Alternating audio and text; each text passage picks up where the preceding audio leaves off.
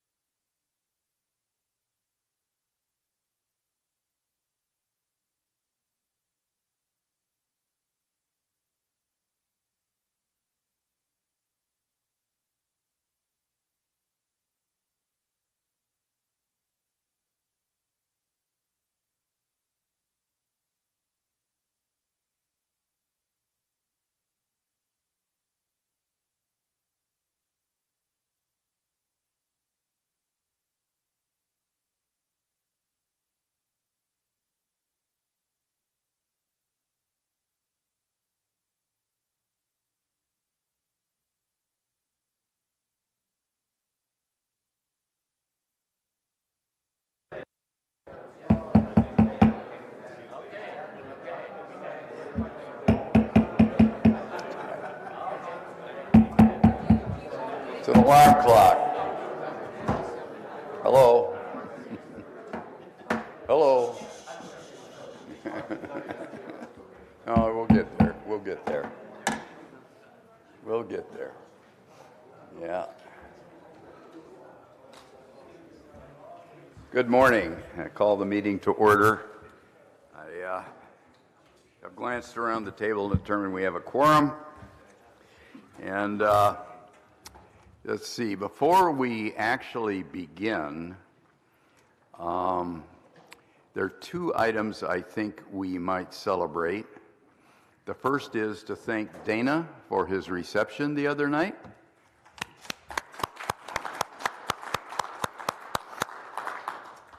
And the second is to thank JJ and Alicia and all the staff whoever picked that place to eat last night.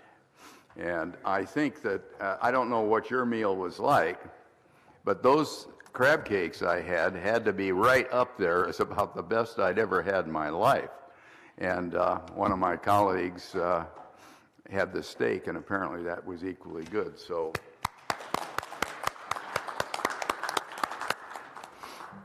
All right, over to you, JJ. Well, I just want to say good morning to everyone. I think Dr. Parkinson has lined up some work for us to take a look at that matches what we've done in the past, and then what this group has come together with in some of the preparatory sessions. And so I hope everyone's ready. Let me turn it back over to our chair. All right. Thank you very much. If you could flash up the set of charts, AJ is our heroic Dutch boy who always puts his fist into the leaks in the dam, and naturally it didn't occur to me I needed this list until about 20 minutes ago, and he's managed to assemble it. So what I'd asked is that he give us a list of all the recommendations that are recently on the plate. And so what I'd like to do is rapidly flash through them. Now, if you recall the exercise we did on the first day, in which we went around the table and everyone did stream of consciousness sort of, or what your instinctive priorities were as to what was important in terms of recommendations. And what you're going to find is that in terms of what Admiral Thad has actually submitted, it is remarkably coherent with what you said, which to me is a reinforcement, not a duplication. And one of the exercises that we're going to have to undertake is to see to what extent the recommendations we did or the thoughts we did that first day are not included in this list, because if they are not included, we should then examine them through the committee structure to see if they should be as part of the formal recommendations, and that requires the whole board action. Meanwhile, what I wanted to do is put on the public record everything that we have said. So if we come up with a recommendation, someone can't say, well, you never discussed that in a public meeting. Well, we are going to discuss it. And we certainly started that process yesterday. So next chart, please. So this has been organized into themes, and here's theme 1, GPS monitoring, disruption, public warning, and risk assessment. And I don't know, maybe I should read these. So we are urging the ExCom to develop a way to express the economic damages to the nation. Now, they have attempted to do that through Stormy and others in the past. And the question is, does that not need an update? I assume these are still all valid. The second, Department of Transportation is urged to issue public warnings as soon as possible after the beginning of a significant disruption events, and I think there was quite a bit of that theme that has been expressed in the last few days. The third one, rapidly prototype GNSS interference detection and reporting system. We heard quite a bit about that. It's clear there's activity going on. My guess is, particularly for those of us that have managed programs, it's not moving nearly as fast enough, and it's time to crack the whip. Sure, John. Mr. Chairman, the PTA subcommittee will later on this morning propose a recommendation that is much more specific than the current third one there, and I hope that is more actionable and provides an earlier capability. Excellent. Okay. Yeah, as a matter of fact, part of this exercise is to what extent has time overtaken it or our perceptions improved, and we would like to clarify, and it may be that then becomes PNT 27-08-PTA-A or something. I'm ad hoc in this, as you can tell. Next chart. The second was a full integration of threats to and protection of PNT technology, and this, I think I heard, has sort of happened. Did everyone else hear that the PNT security is being slid under the umbrella of cyber security? Isn't that what we heard yesterday? I think we did. So, but again, we have not had formal responses, but what we hope is the response reinforces what we heard yesterday, right? So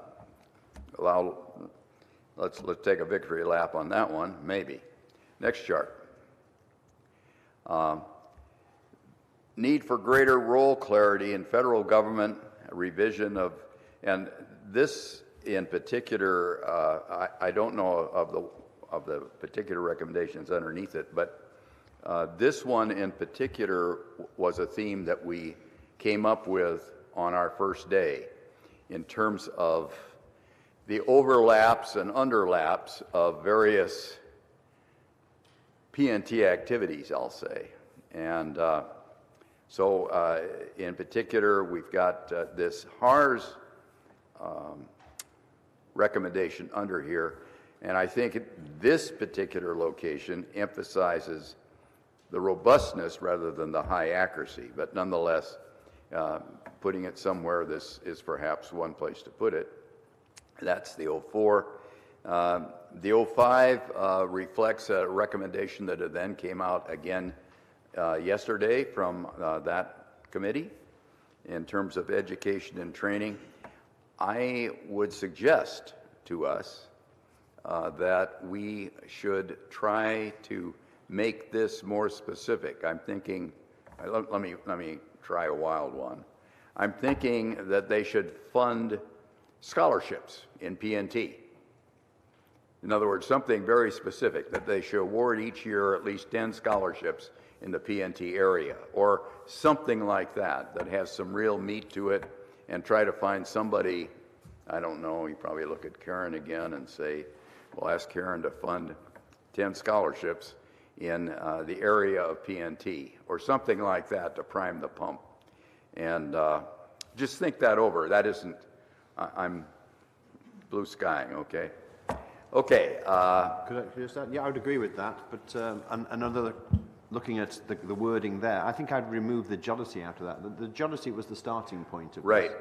It's broader than that. And it's broader than this. And jealousy is very important, and Yeah. I think an area that, as I understand it, has really suffered in terms of the feedstock coming through the education process. All right, next, and here is 3 continued. You can read that, risk management decisions, investing in PTA, and I touched on that a little bit with the fine young lady who talked about the need to preserve time, and I couldn't quite get her focused on, well, the first line of defense is don't let GPS get disrupted at all. And she said, well, we were making the assumption it was disrupted, and I thought, wow, you're missing out on at least half of the defensive problem here in terms of protecting your infrastructure. But we don't get to tell them what to do, but we can put recommendations in. So that, to me, is part of this. The next one has to do with the 50th, I guess. This is '09, right? Number '09 up here. White House Summit. And I think one of the things that comes out of this, to me, is again the need for a godfather of much of what we want, a godfather way up in the National Security Council or somewhere like that. And as I understand it, we have some candidates for that recruitment process, some of whom are, one of whom I guess is already possibly doing that. And then number 10 reflects something that Jeff had said, which this doesn't go quite as far as I think what you would like. You would like to use the occasion of the expiration of spectrum auction to slip in something that says the president reviews if there's any dissension in the ranks, as I understand it. I'm not trying to put words in your mouth. Yes, but I think we have to be careful about trying to be too prescriptive. There are a lot of different ways to skin this cat. Okay. That would be one of them. Another one would simply to be introduce more balance, a requirement that the FCC defer to a greater extent to other agencies' concerns where their equities are being challenged. The burden of proof issue I mentioned. I mean, you could write a law review article about this, but I think concept of an administration-wide review may well be the trigger that leads to some of that thinking. We can help to fill in the blanks through some other forum, I suppose. Okay, good. AJ, are you sort of taking notes on these comments? Good. All right. Next. And then we are backing a lot of this up with white papers. And what is the status of submittal of these? Is the white paper one is the one that is being reworked by Dana? Is that correct? Yes, sir. We reworked it on our fact-finding day several times, and at the end of fact-finding day, a version was sent around to everyone for comment. I received several comments and believe that we have struck a balance between all of the different interests, and we have a final that I am going to submit to the board for adoption, Okay. potential adoption, as part of the discussion this afternoon. Okay. The second is obviously the subject of one of those recommendations. Are there any comments? Is that second been submitted? Not yours. It's Terry's, I think. That second bullet, is that something that has now been done?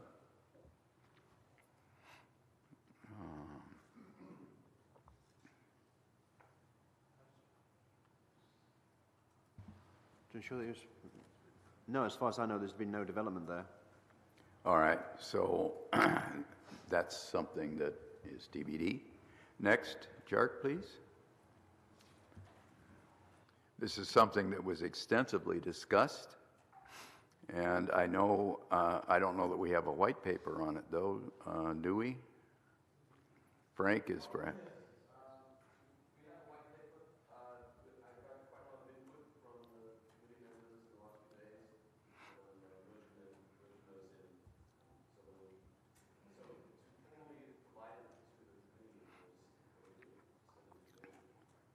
Yeah, send it. By the way, I asked AJ to send all of you emails that has this on it. Hopefully if you're on the internet, you'll get it. The next one, there is a paper, very nice paper that has been written by Tim and his crew, and it's on the nth modification, and I think it's called the dash final at this point. Is that right, Tim? Okay. Next chart, please. So the point is that's queued up. Any final comments? That appears to be ready to go. Okay. John, please. Yeah, I mean, the white papers I've seen have been very good, and I know the plan is to post them on the PNT.gov website, but it seems to me that we also need to discuss a separate effort to actually get them to the people in the government who have the ability to implement the recommendations that are there. And we had a conversation, informal conversation last night, and maybe JJ wants to describe the plan for what happens to those white papers so that they actually get into the government and have impact. Couldn't agree more. And when I'm getting a little nervous in my role as the Deputy Assistant Scoutmaster here. Thad isn't here, and so whatever we're going to do, that's exactly the right thing to do, but I think we've got to get Thad in this conversation. Yeah, thank you, John. So I think just a parallel process would be that myself, I'm going to circulate all the papers to ensure that we've got consensus from the entire group. All of the white papers, as far as I understand them, support recommendations that have already been deliberated on and accepted by the group. So we're simply adding some additional rationale and detail behind that. And then Stormy is in a position, we have a PNT Executive Steering Group, or XCOM, coming up, where he can, in fact, share that information. And then once the principals of that group see the information, then I think we're going to be free to post it at gps.gov. Just process-wise, I think it's better that we educate our principals, make sure that there's no heartburn with the information, get some initial feedback, and then we post it as part of our recommendations. Yeah, but it seems to me that while giving them to the XCOM is a necessary part of the process, we really want to get them to the people at lower levels in the XCOM who are actually involved with executing the recommendations, right? I think as soon as we post them, Stormy will be in a position to broadcast that, here is the additional information we referenced in the meeting and so forth. And Yeah, I'd like to go a step further in the spirit of Secretary Schlesinger. And that is, I'd like to recommend that Thad go BFR direct to the warm body who should receive it, and with a cover letter that guarantees that there is some chance of getting the kind of attention these things deserve. We will probably get our hands slightly slapped when we do that, but I think it's a matter of public knowledge of what we've done, and I heartily endorse what you're trying to do and my approach, but that's just Brad, and we need Thad to be comfortable with that. Yeah, and part of it is the timeliness, particularly for the 50th birthday celebration. True. So we ought to see how many of these things we can do in parallel and set a goal for actually having Thad's letters get to the warm body, say, this month or something like that. Yeah, if you'd cue this particular subject up for our next conversation with Thad, I think that would be ideal. Jeff, did you? Yeah, I'm totally sympathetic to the concept, but at the risk of sounding like a lawyer, our charter makes us an advisory board to the XCOM. That's where our advice goes. We'd like to think that the XCOM would then run with these recommendations to all the people that actually have to execute the recommendations. Whether they do or not, however, is not our job. It's up to them to decide. And so I agree we would get our hands slapped, but probably rightly so. Well, I don't think were here when this board wrote a letter directly to the FCC. And we got our hands slapped, but it got attention. And that was a letter signed out.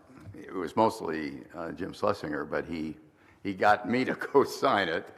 And it went VFR direct. And yes, we were chastised, but I think we send these out as a matter of information, that it's in the public domain. It's not directive, but at the same time, we wanted to make certain that the people. But again, I'm trying this out as an idea, and we need Thad, who's going to sign the letter, to agree to it. And if Just as a quick point of information, in another advisory board that I participate in, when we got our dander up about an issue and we felt that it wasn't our job to communicate as a board to the various entities that we really wanted to communicate with, we sent a joint letter in our personal capacities.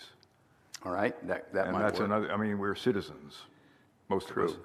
And that's another option if you're really concerned about whether the message is getting through. Yeah, I think the important point there is that the information has to be in the public domain as being a part of the record of these proceedings. So once that happens. But we're covering that right now. Right.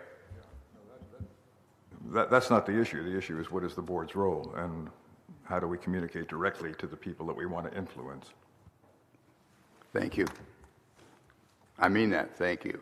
But let's talk to the good admiral and see what he wants to do. These, if you notice, are PNTAB 28. They're what we went through yesterday. We've talked about them already, and I would propose, in the interest of time, we make them a matter of record and then proceed to the next item on our agenda. So pull them out again. I had them passed around, I think, yesterday, right? At the end of the day, we passed them around. And the marvelous thing is that in many cases, they are reinforcing recommendations we have already made.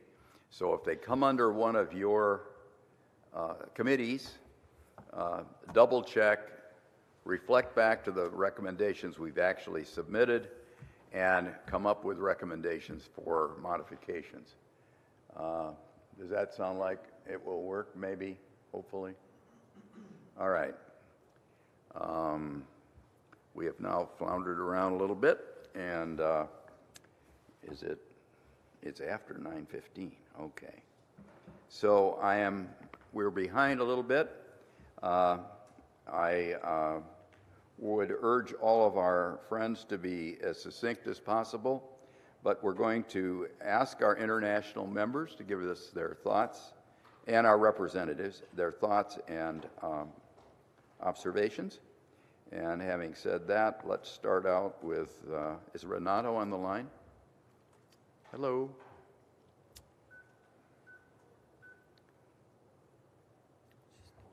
Croatia, are you there?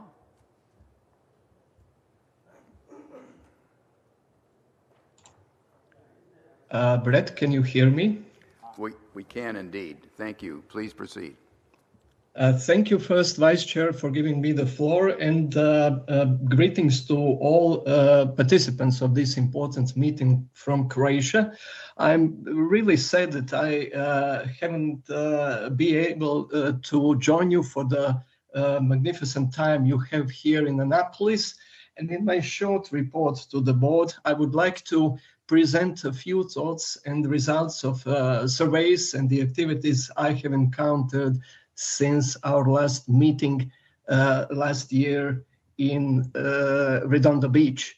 So in the results of the consideration of many developments, including some of them we heard about yesterday, especially from Dr. Alison Brown, for instance, or Ms. Fiammetta Diani, I would like to emphasize the importance of the consideration of the information perspective of GPS, especially for scalability to GPS-based application and the self-adaptiveness to GPS positioning environment, which provide us with a very unique opportunity to really sustain the GPS as a gold standard.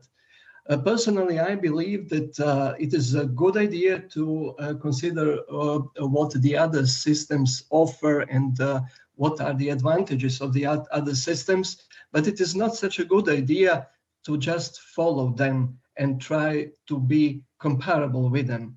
GPS has started as a unique technological marvel, as we fantastically heard yesterday from Dr. Parkinson. And I believe that GPS should go in that same way in the future as well. So providing something unique and something which is extraordinary in comparison with the other GNSS systems. So the next slide, please.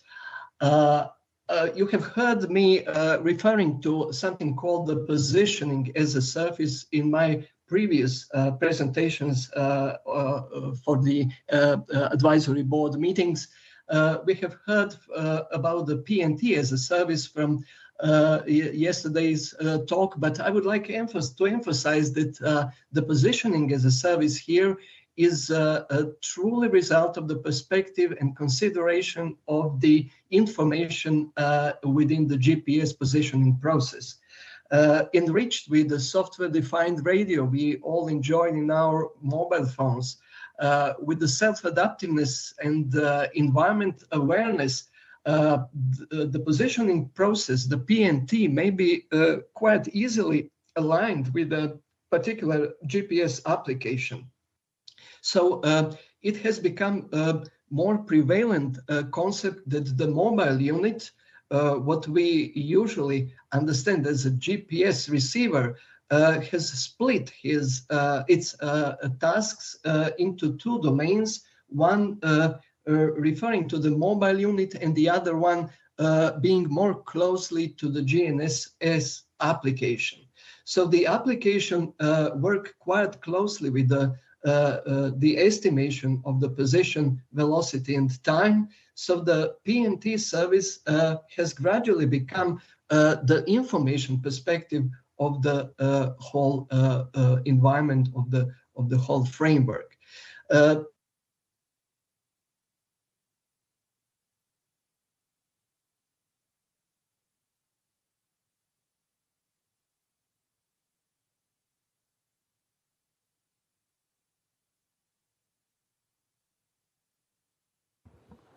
We can't hear you? Yes, can you hear me now, please? Yes? Yeah. It is a brief break. So detection and resilience against natural and artificial adverse effects can provide us an opportunity to collect the crowdsourcing data from the regulated applications, such as those in telecommunications or perhaps in the air traffic, which has already been demonstrated among the others with several members of this advisory board. There is also an opportunity for the GNSS application to be scalable or to scale the PNT quality of service regarding the needs and requirements of the particular application. I referred to this in my earlier presentations when referring to the fantastic work of the European Space Program Agency, which developed a library of books extending the outlining the requirements of particular GNSS applications in regard of the PNT performance. This also means the challenges for the implementation. The first question is naturally what the US government shall do about that. I believe that the US government shall do a lot of things regardless this new concept of the positioning as a service. This is there are perspectives of the content and means of information provision, also the regulations of certain parts of the segment and legal liability standardization, because the receiver is not anymore defined in a traditional way. There is a completely new perspective of the GNSS and GPS positioning, navigation and timing services. There is a quest also on the international cooperation, because the data for the awareness of the PNT disruptions may be collected internationally for the benefits of all, and the academic and professional education. In that way, I would like to emphasize that we really need the better understanding of PNT across the various disciplines. This is not the quest that we push everyone to study mathematics to understand mathematics. Mathematics is needed for geodesists, for computer scientists, electrical engineers, and in such a way, all those disciplines, lawyers, including medical staff, should also learn some essentials about the PNT in order to be able to utilize this great technology. Next slide, please. In a demonstration of the self-adaptiveness on the positioning environment, I just show you a brief case my group studied in regards of the ability of certain mobile devices, smartphones equipped with GPS receivers, but also with some other sensors of environment, including geomagnetic sensors.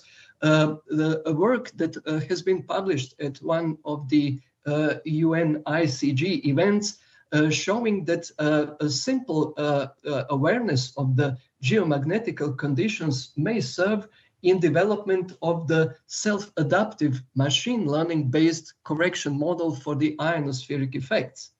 This opens a huge opportunity to integrate the mobile unit's observations with the third-party data in order to provide more accurate, not global, but imminent to the GNSS receiver ability to mitigate the ionospheric effects and potentially some other natural and adversarial effects. There is an opportunity to include the contextual awareness, this third-party data, in the proposed concept of the Haas potential, but it is apparently to be studied in the next sessions of this advisory board. Next slide, please.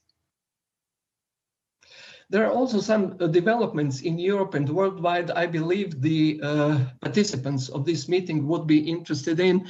First of all, the Joint Research Center of the European Commission in Italy, in ISPRA, has recently issued a very interesting report on the assessment of the alternative PNT technologies for potential deployment in the European Union. This document is freely available, and the link to the website when you can get it is provided for the interested parties, as well as an excellent paper in the Navigation Journal of the Institute of Navigation that discusses the utilization of the machine learning for development of the regional ionospheric delay models based on the pseudo-range observations. Apparently, machine learning and artificial intelligence is getting into GPS, and we should consider this also during our future meetings. I can also report that the university study programs are starting to align across the disciplines. We have started such an initiative in the European Union, but also opens the opportunity to collaborate with our colleagues in the US and elsewhere in the world. And so far, we already reached several bilateral agreements on this very important topic. And finally, there will be a hybrid format United Nations workshop on the International Space Weather Initiative in June in Vienna, Austria. So whoever is concerned with the space weather effects on the satellite navigation may follow these workshops as well. The next slide, please. And finally, here is just a brief information that in June there will be another important meeting, important conference in Croatia.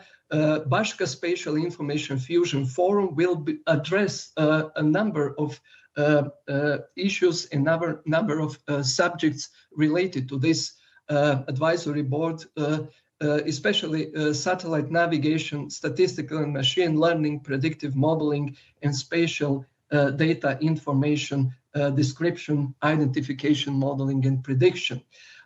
We are proud to offer this advisory board an opportunity to fill in the full session in recognition of the Golden Jubilee of GPS. So I believe that we can stay in touch in organizing this session.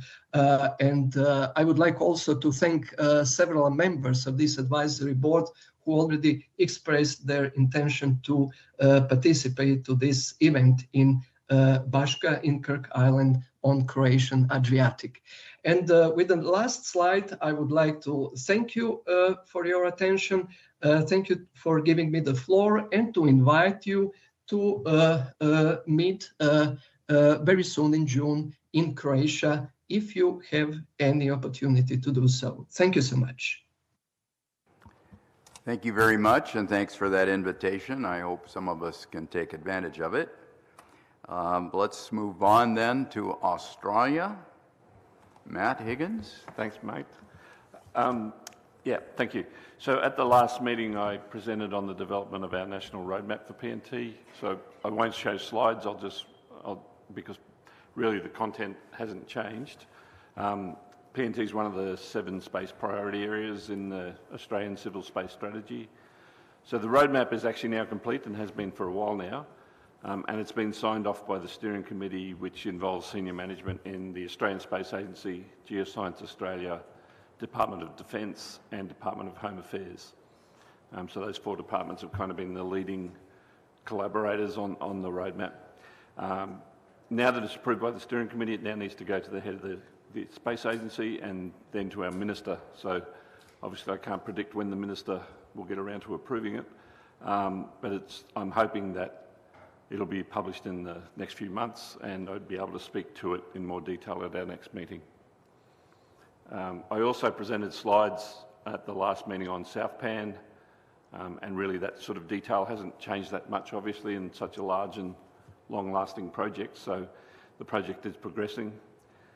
Some of you will have seen some press about so-called GPS outages in Australia, and reports about tractors stopping in the fields. That was not actually a GPS outage, of course. It was an outage on a comm satellite that delivers GNSS corrections to precision agriculture, for example. So Inmarsat experienced an outage on its 4F1 satellite, which provides L-band services for East Asia and the Pacific.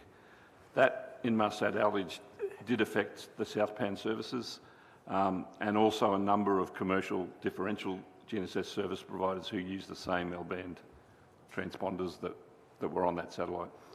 I guess in some ways it's useful to have these outages because it raises awareness of how reliant we are on the technology, and the need to make sure you have redundancy, etc. So it's important to note in that regard that Southpan is currently offering what is being referred to as early open services, and they are not intended for safety of life applications at this stage. Future stages of Southpan will introduce new and redundant satellite comms, so the ultimate plan is to have 2 L-band transponders on 2 different geostationary satellites, and it won't be until that level of redundancy, and also, for example, a second uplink station is now being planned and built in New Zealand to complement the one that will be in Australia that's being used at the moment, but will be upgraded as well. And once they get to that level of redundancy, that's when you move to the operational phases, which is, there was a timetable in my previous slides if people are interested, and then ultimately to certification for safety of life applications. I was also going to mention the report that Renato mentioned on the assessment of alternate PNT. So the work was an independent assessment of a number of alternate PNT technology solutions from various commercial providers. And I guess from an Australian perspective, it was gratifying to see Locator Corporation from Australia as one of those solution providers, and it actually performed very well against the testing criteria for both positioning and timing. So it was a good independent assessment of the Locator's ability to deliver very high quality alternate positioning and timing capabilities. And then I'll close with a quick ad, as Renato did as well, for our conference. I think most of you know I wear the hat here as president of the IGNSS Association, and we're having our next conference in Sydney in February 2024.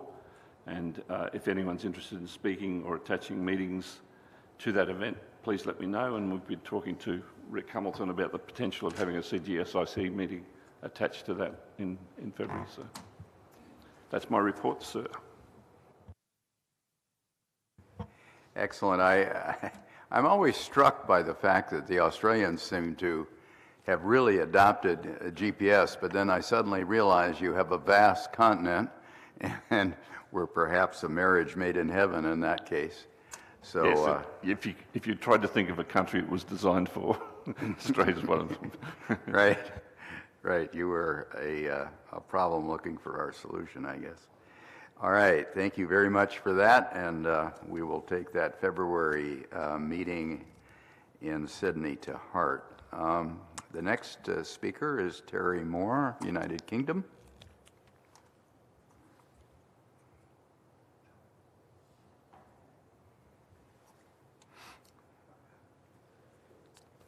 We just moved us further away from the podium so it takes longer to walk up here. Good morning, everybody. Nice to see you all again. So I will once again give a short report on two aspects of what's happening in the United Kingdom, rather like I did last November. So talk about what's been happening in terms of the cross-government activity on PNT, and also talk about what's happening in the Royal Institute of Navigation with respect to addressing our concerns about various aspects of PNT. I should say that I'm not here as an official government spokesperson. I have consulted with the cross-HMG team, and they have approved the slides that I'm going to show. And they're probably watching and listening, so there we go. We put those caveats right in from the start. So the next slide, please. So I think I reported some of this last time. There has been activity within the United Kingdom for some considerable time now, leading to, across a number of reports from the Blackett Review, which was published back in 2018, which for the first time really identified and stressed to government the vulnerabilities and criticalities there are with PNT and the reliance on PNT. There was a study following on from that, or concurrent with that, looking at a space-based PNT program. Many of you are familiar with that. That reported in 2020. That all led to the drafting of a PNT strategy, which was submitted to Cabinet Office in 2021. You can see it's not got a very impressive title or cover on this. That's because it was never published, and that remains a confidential document within government. And then other activity took place in terms of the UK Integrated Review and the National Space Strategy, which was published in 2021, all highlighted criticalities within PNT and the need for developments with PNT and for government to be taking a leading role in PNT. Next slide, please.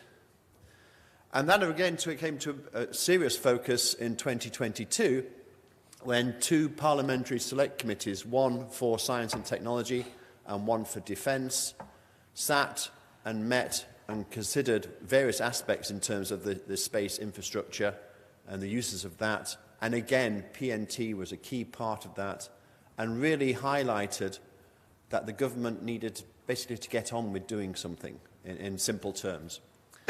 That all led, next slide please, to the His Majesty's government, I apologise, to the King, soon.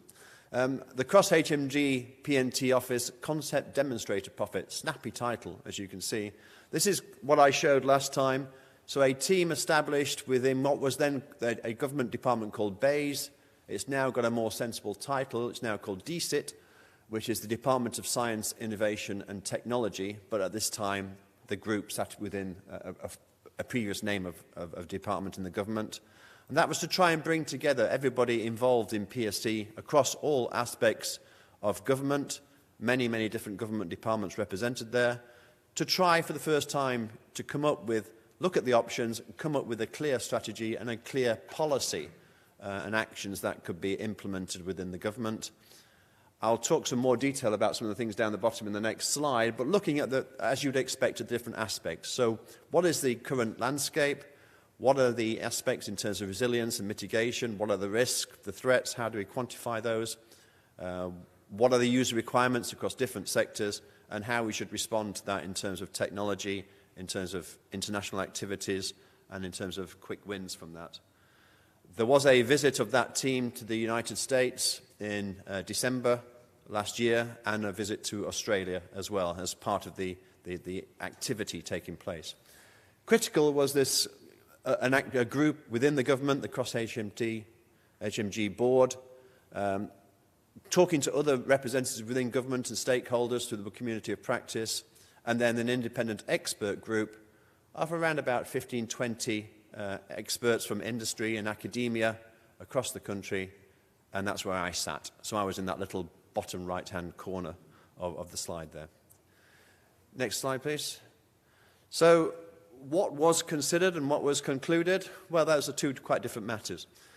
So as I said, looking at critical national infrastructure and how that mapped onto the various departments that were represented in the team, looking at PNT use cases and recognizing the criticalities there in terms of principally timing, to be honest, but also other aspects of positioning and navigation within those different features of critical national infrastructure. Looking at a new assessment of the risks and the threats from that, and then the impact of losing those, and a whole range of different PNT technologies were considered as possible solutions to address those risks and threats and the criticalities. So that may have been quantum, maybe LEO, maybe global constellations, maybe regional satellite constellations, augmentations. There's different aspects of timing, obviously in terms of clocks and other activities. So I only just show a few pictures down the bottom to illustrate it. That work has been concluded at this initial stage. So that team has reported and produced its final report. That final report is still being considered by government. And so at the moment, although there are clear actions and policy recommendations within that report, I'm not allowed to say what they are, I'm afraid. I suppose I could do it, and I could ask you all to leave the room. But there's a joke from the other day for some other room. So unfortunately, I can't. There is hope that by the end of the summer, this will be approved and the actions can be implemented. And hopefully, at our next meeting, I can stand up here and actually give you a positive statement about what is actually going to actually happen. But that's as far as I can go today, I'm afraid. So if we move on to the next slide, I also showed this slide last November as well, about within the Royal Institute of Navigation, we've set up this group called the PNT Advisory Group under the leadership of Andy Proctor, whom will be known to many of you. And that, again, was to try and, as a learned society, see what we could do to actually help this apparent stagnation within government in terms of PNT policy and implementation. So to try and bring, as a forum, to bring people together, to actually try and put things in place in terms of studies, in terms of workshops, discussion fora, in terms of white papers to help advance the development of PNT within the United Kingdom. So if we move on, please. I know there's a lot on there, but you don't really need to read it. I showed a modified version of this last time, a shorter version of this, as our work plan. And so it's been updated. We published the economic impact paper that was done last November and has had a lot of discussion. We still think there's a need to further work on that, and so we're currently seeking funding to develop that work a little bit further from its draft that was published last November. The LEO PNT aspect has really advanced quite significantly, and I'll talk about this in a few moments' time. So we held a workshop on the 1st of March, which some people in the room attended, and we had over 100 people there. It was a very good workshop, and that's advancing the debate quite significantly in terms of LEO PNT. We've also been doing a look at work looking at standards in terms of what is the situation with regards to standards and what role, what is the needs in terms of advancing our work within standards in the United Kingdom. Related to that is a testbed, and a paper is being developed here as well. So if we are going to have standards, how are you going to validate against those standards and certify against those standards? And so what instruments do we recommend that should be put in place? Obviously, the RAN is not going to put the testing into place, but we are writing the white paper to recommend what should be done. Two aspects I talked about yesterday when I talked about the Education and Science Innovation Subcommittee was the recommendation that we look at more at quantum and PAT and artificial intelligence and PNT. As you can see, there are two work streams. We will be holding a workshop very soon in the UK looking at the whole aspect of the quantum and PNT. And as I suggested yesterday, there's been a significant amount of funding from the UK government into that specific area of quantum technology and PNT. Other works are continuing. We've been continuing the work in terms of skills development, very related to, again, the ESI subcommittee, and a refresh of the work we'd done previously for the government was held earlier this year as well, and again reported into the work I was just talking about previously in terms of the PNT policy within the government. If we move on quickly, please. So as I said, the event, the PNT, so the Leo PNT event was held in March in London. It was actually housed at Inmarsat's headquarters in the City of London. Over 100 people attended, very good spread of expertise within those, and very open debates. It wasn't a matter of presentations and in terms of a conference-type environment. It was very much, each session was based on debates, and debates related to the technology, the business models, and various other aspects within that. I've got some conclusions on the next slide, please. So basically, at the moment, the whole issue of Leo PNT is feasible, but who is going to pay for it? How would business models work in terms of paying for any services? There are quite a significant number of technical challenges which have not been solved yet. The markets are not clear, but there's most likely to be professional markets and critical national infrastructure, so avoiding the mass market area. We were very interested about this idea, is it all hype, was one of the questions we started at the start of the day, really. And really, it is not all hype. There is reality that things will be happening, but not yet, and not in all market areas. There was a lot of discussion about this synergy between PNT and communications, how the benefits work between the two of those, how they could help each other. But again, could have significant impacts on potentially some of the business cases. So if we move on again, please. As I said, we've been looking at standards work. This is building on some of the experience of a number of people within our group who were sat on this IEEE committee that, again, many of you have been represented on. And building from that and looking, therefore, what is the need for standards and advice and guidance within the United Kingdom, addressing PNT resilience. Trying to do it as a progressive, stepwise approach and looking at the overall issues of standards and coverage of those standards. And a discussion paper of that is now drafted, and it will be published very soon, within the next few weeks. Next slide, please. I think we're about there now. As we said earlier, with quantum technology, I said previously, the quantum strategy has been published. That highlights PNT within there. Obviously critically timing, but also the positioning and navigation parts in terms of improved sensors, in terms of accelerometers and magnetometers, for example. I mentioned the launch, the funding from the UK government. That will all be announced within the next couple of weeks in terms of where those awards are going. The REM was actively involved in all that, and there is further funding to come, and another $3 billion is estimated over the next 10 years. It'd be nice to think that was all going to PNT, but sadly it's not. But we are still active in the REN supporting that work moving forwards. So the next slide. Oh, that was just to conclude, really. So we are active in different areas. We have set ourselves aggressive timescales because we didn't want to set this group up within the REN to be just another talking shop and talking about the issues. We actually wanted to get some things done. And we're doing that. So we're publishing white papers, we're holding forum, we're stimulating the discussion, and hopefully we're trying to help the government move forwards. Okay, thank you very much. Thank you. JJ? Sir, thank you. Terry, thank you for a very informative and concise presentation. One quick question. Within the ICG, Dr. Parkinson has gone over and presented several times on the value of other nations having citizen-based user advisory boards, such as we have here. We value highly the perspective of our international members. You know, we go out of our way to ensure that we have some international perspectives in our discussions.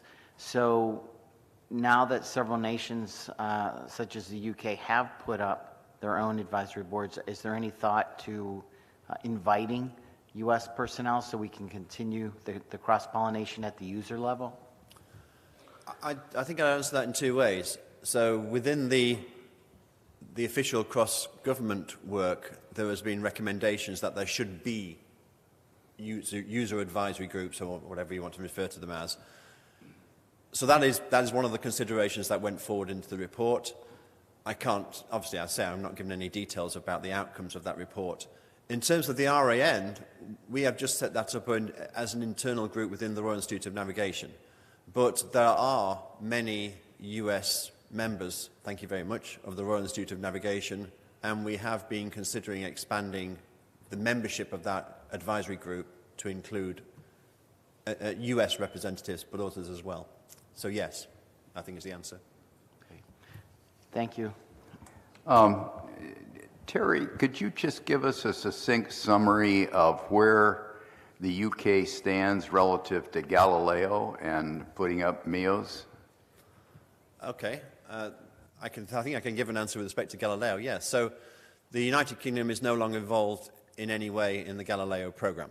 So as a result of Brexit, we no longer put any financial input into Galileo program, and we are excluded from many parts of the Galileo program, in particular PRS. And that, in terms of critical national infrastructure, that was one of the main considerations why we need to do something nationally about PNT. Because although, from a defence point of view, the Minister of Defence, of course, as a member of NATO, has access to GPS and the M code. In terms of other aspects of critical national infrastructure, they would not have that access, and so, and now without any access to PRS within Galileo, it was seen that there was a need to seriously address the critical national infrastructure aspects.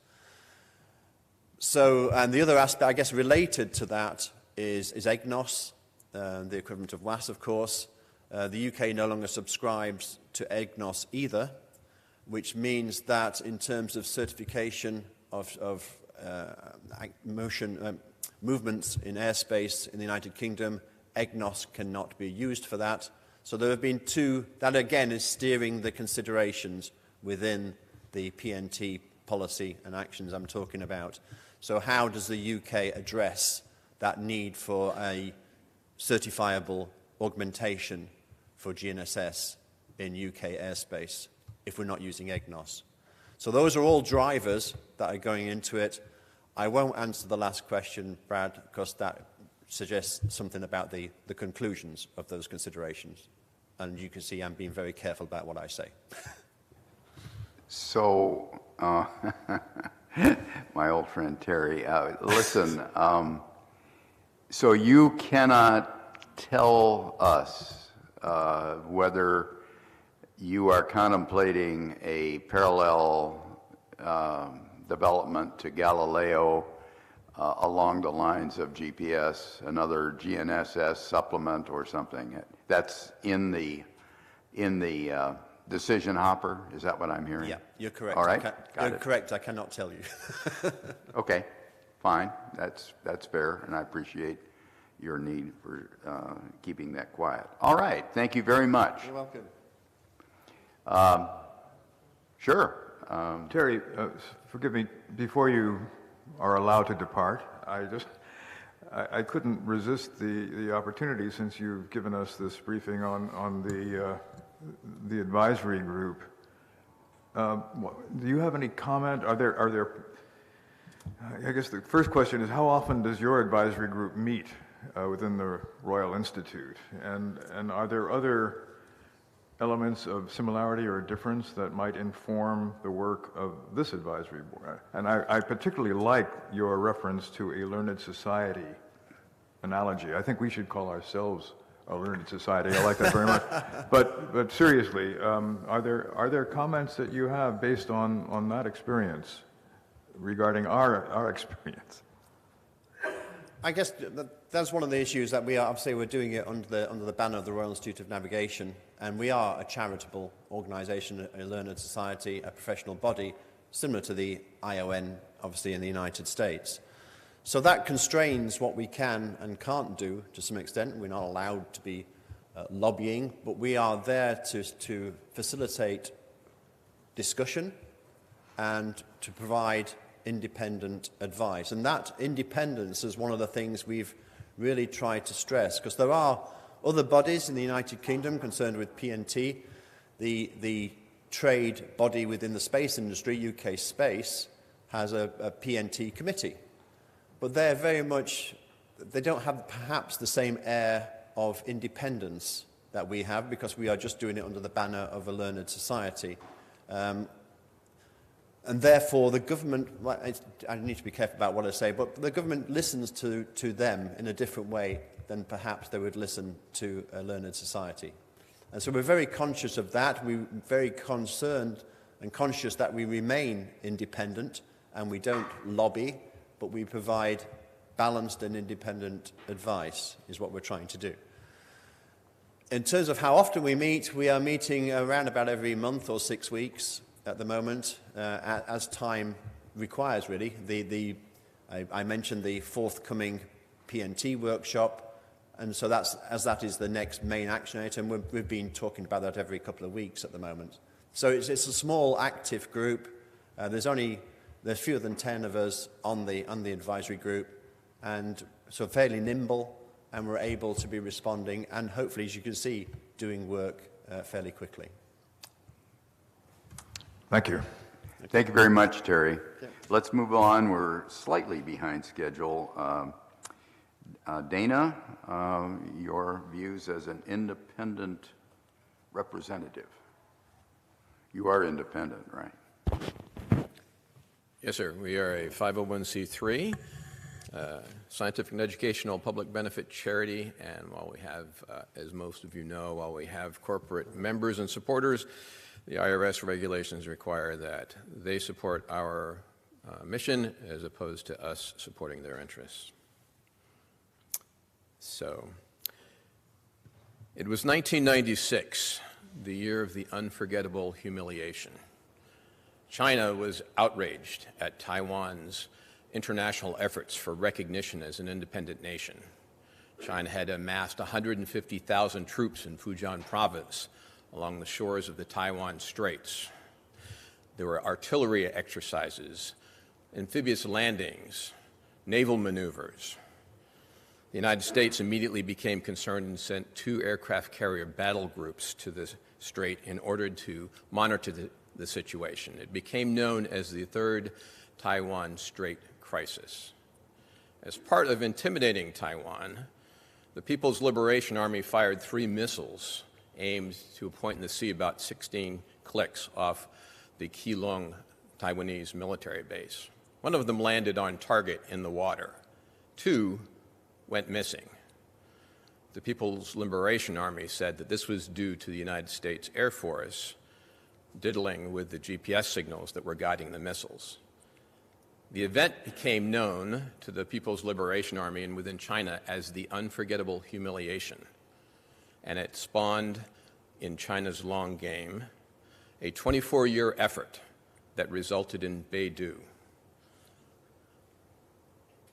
a satellite navigation system that China claims is second to none and in many ways exceeds that of the United States. Along the way, it birthed an entire Chinese space industry, from satellites and rockets to receivers, landings on the far side of the moon, the People's Liberation Army Strategic Support Force, the Rocket Force, and a whole new inventory of cruise, ballistic, and hypersonic missiles. Beidou is China's declaration of technological independence from the West. No longer did its military and civilian population have to depend upon Western PNT from space. For 5,000 years, China had been the most sophisticated and advanced civilization in the world. And then it was interrupted by oppression from the West for 150 years with unfair trade practices, opium wars, and all of the rest. But now, with Beidou, the great rejuvenation of the Chinese nation had taken a giant leap forward. China was back.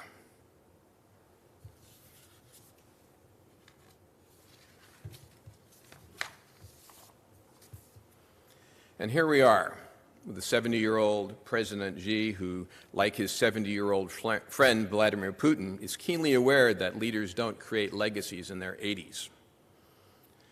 And like President Putin, Xi is highly desirous of bringing a prosperous breakaway province back into the sphere of governance. 2024 is the year of the dragon in China. Dragon's a symbol of power, honor, luck, and success. President Xi very much wants to be China's modern-day dragon. And China has arguably the world's most resilient PNT architecture, while that of the United States is relatively fragile. 2024 could be a very propitious year for one of China's perpetual critics and adversaries to have its own unforgettable humiliation. We in the R&T Foundation think the United States should be very concerned and have a sense of urgency in all of its PNT endeavors. Thank you very much, and I have one small administrative announcement if anybody after there are any questions or reactions. Anybody? Interesting food for thought. Thank you, sir. Go ahead, Dana. So, as an independent 501c3 registered in the state of Virginia, the R&T Foundation is required to hold an annual meeting so that the directors may hear from members and others about the course of the foundation. This year's annual meeting will be immediately after we conclude here. Our members and other attendees, you are all invited, we have no secrets, are invited to go through the line that everyone will be having, and then we will be having a luncheon and meeting in the Calvert Room. So everyone is invited. We have no program, but merely offer a discussion as to best ways forward for our nonprofit's endeavors. So thank you very much for your time and attention. Thank you, Dana, for that and for keeping us on schedule. David? You're on the screen there. We see you. Let's see if we can hear you. I am, sir, and sorry that I couldn't be here in person today, but it was great to see everyone yesterday. Again, I'm David Grossman. I'm Vice President of Regulatory Affairs for the Consumer Technology Association. Those who are not familiar with CTA, we represent some 1,500 companies across the consumer technology industry, representing some 18 million jobs. Today, I'm going to provide an update on 5 issue areas that I think have relevancy to this board. I'm going to start this morning. The White House is convening a summit on the U.S. National Standards Strategy for Critical and Emerging Technology. My colleague Veronica Lancaster is representing our organization there, where she's going to be delivering the message that standardization supports innovation. We believe strongly in the importance of private sector engagement in standards development, which is critical for ensuring that standards are timely, relevant, practical, effective, and progressive. The U.S. will need to remain engaged in these efforts in order to remain competitive and maintain its leadership in technological innovation. What is relevant in this to this board is that the National Standards Strategy addresses a list of critical and emerging technologies, and PNT is included in that list.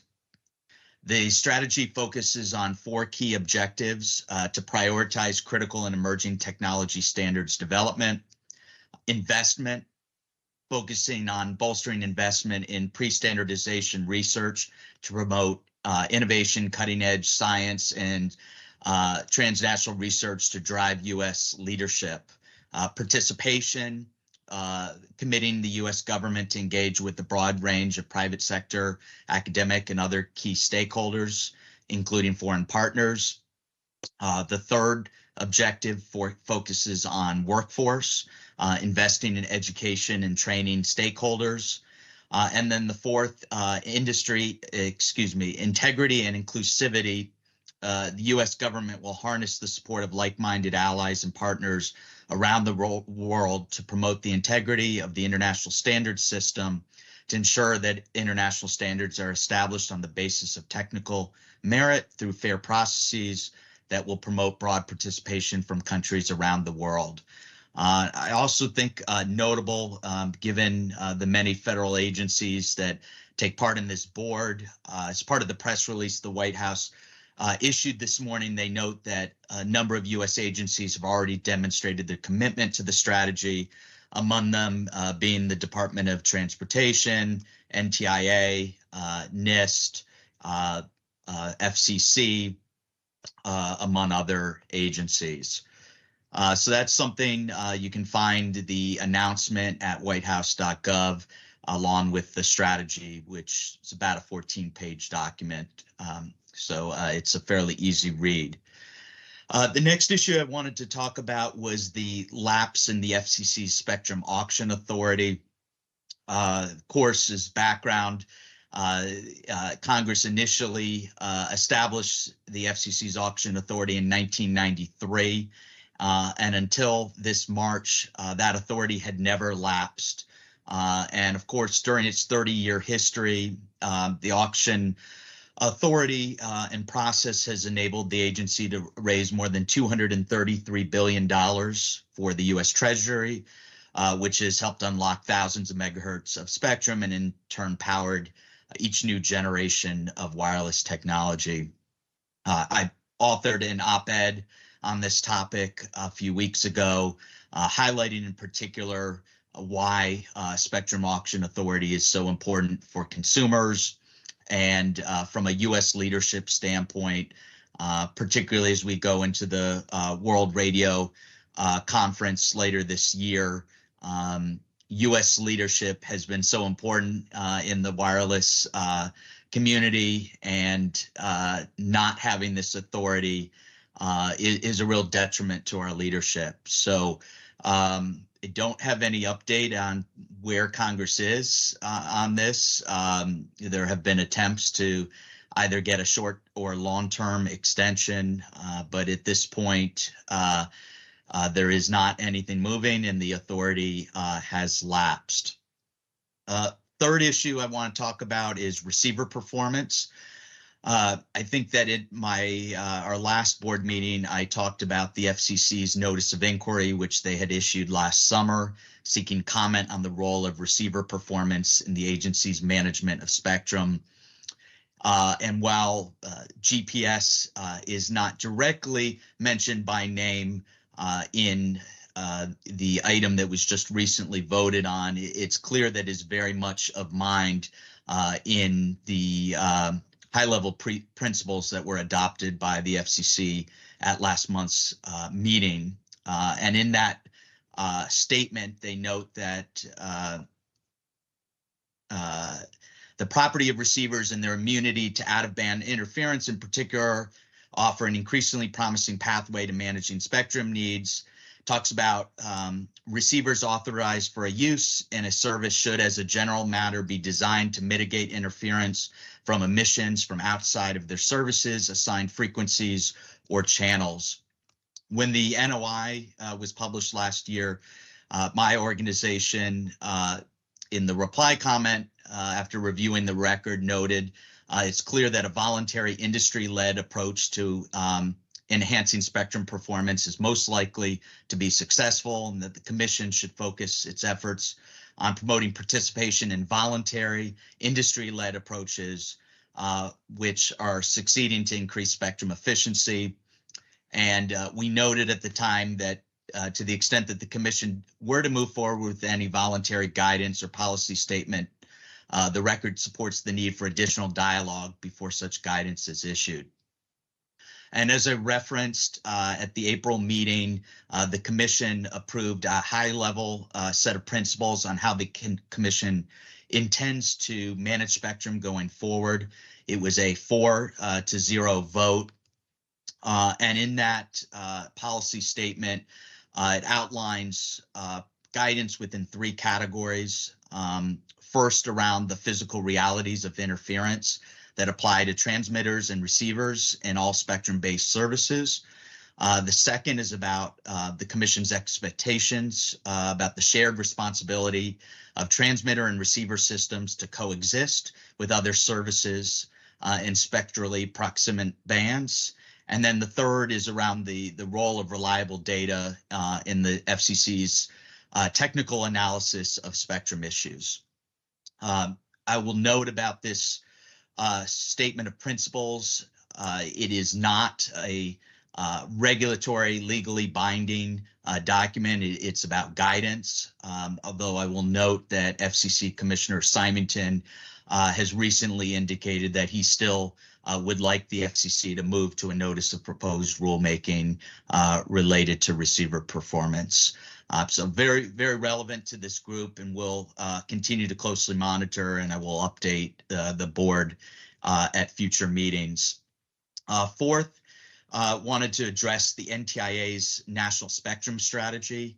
In March of this year, NTIA announced that it would seek comments in support of a national spectrum strategy with the goal of identifying at least 1,500 megahertz of spectrum to study for potential repurposing. Comments were due April 17th, and well over 100 organizations filed in the docket. In my organization's filing, we discussed the growing demand for new and innovative wireless services, the importance of an all-of-above approach to spectrum policy.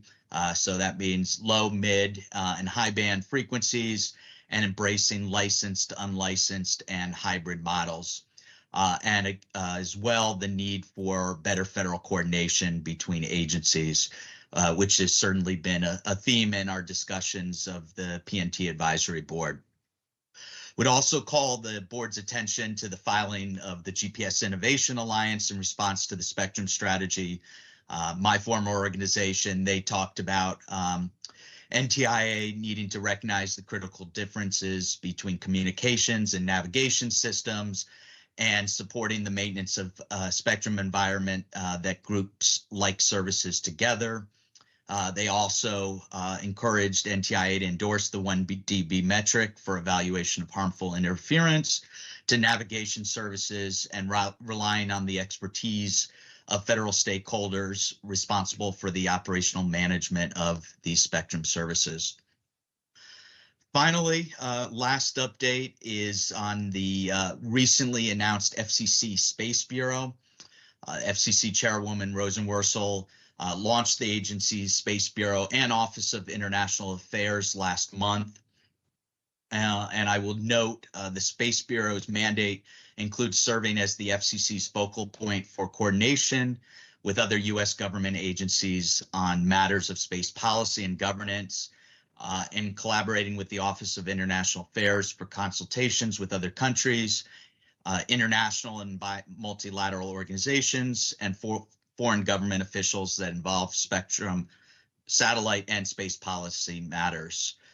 Note the Space Bureau is being led by Julie Carney, who's the bureau chief, has a long history in the tech and telecom community, and I believe she's a terrific choice for that role. And I'm hopeful that we can invite the Space Bureau, either Ms. Carney or another representative, to speak at a future meeting.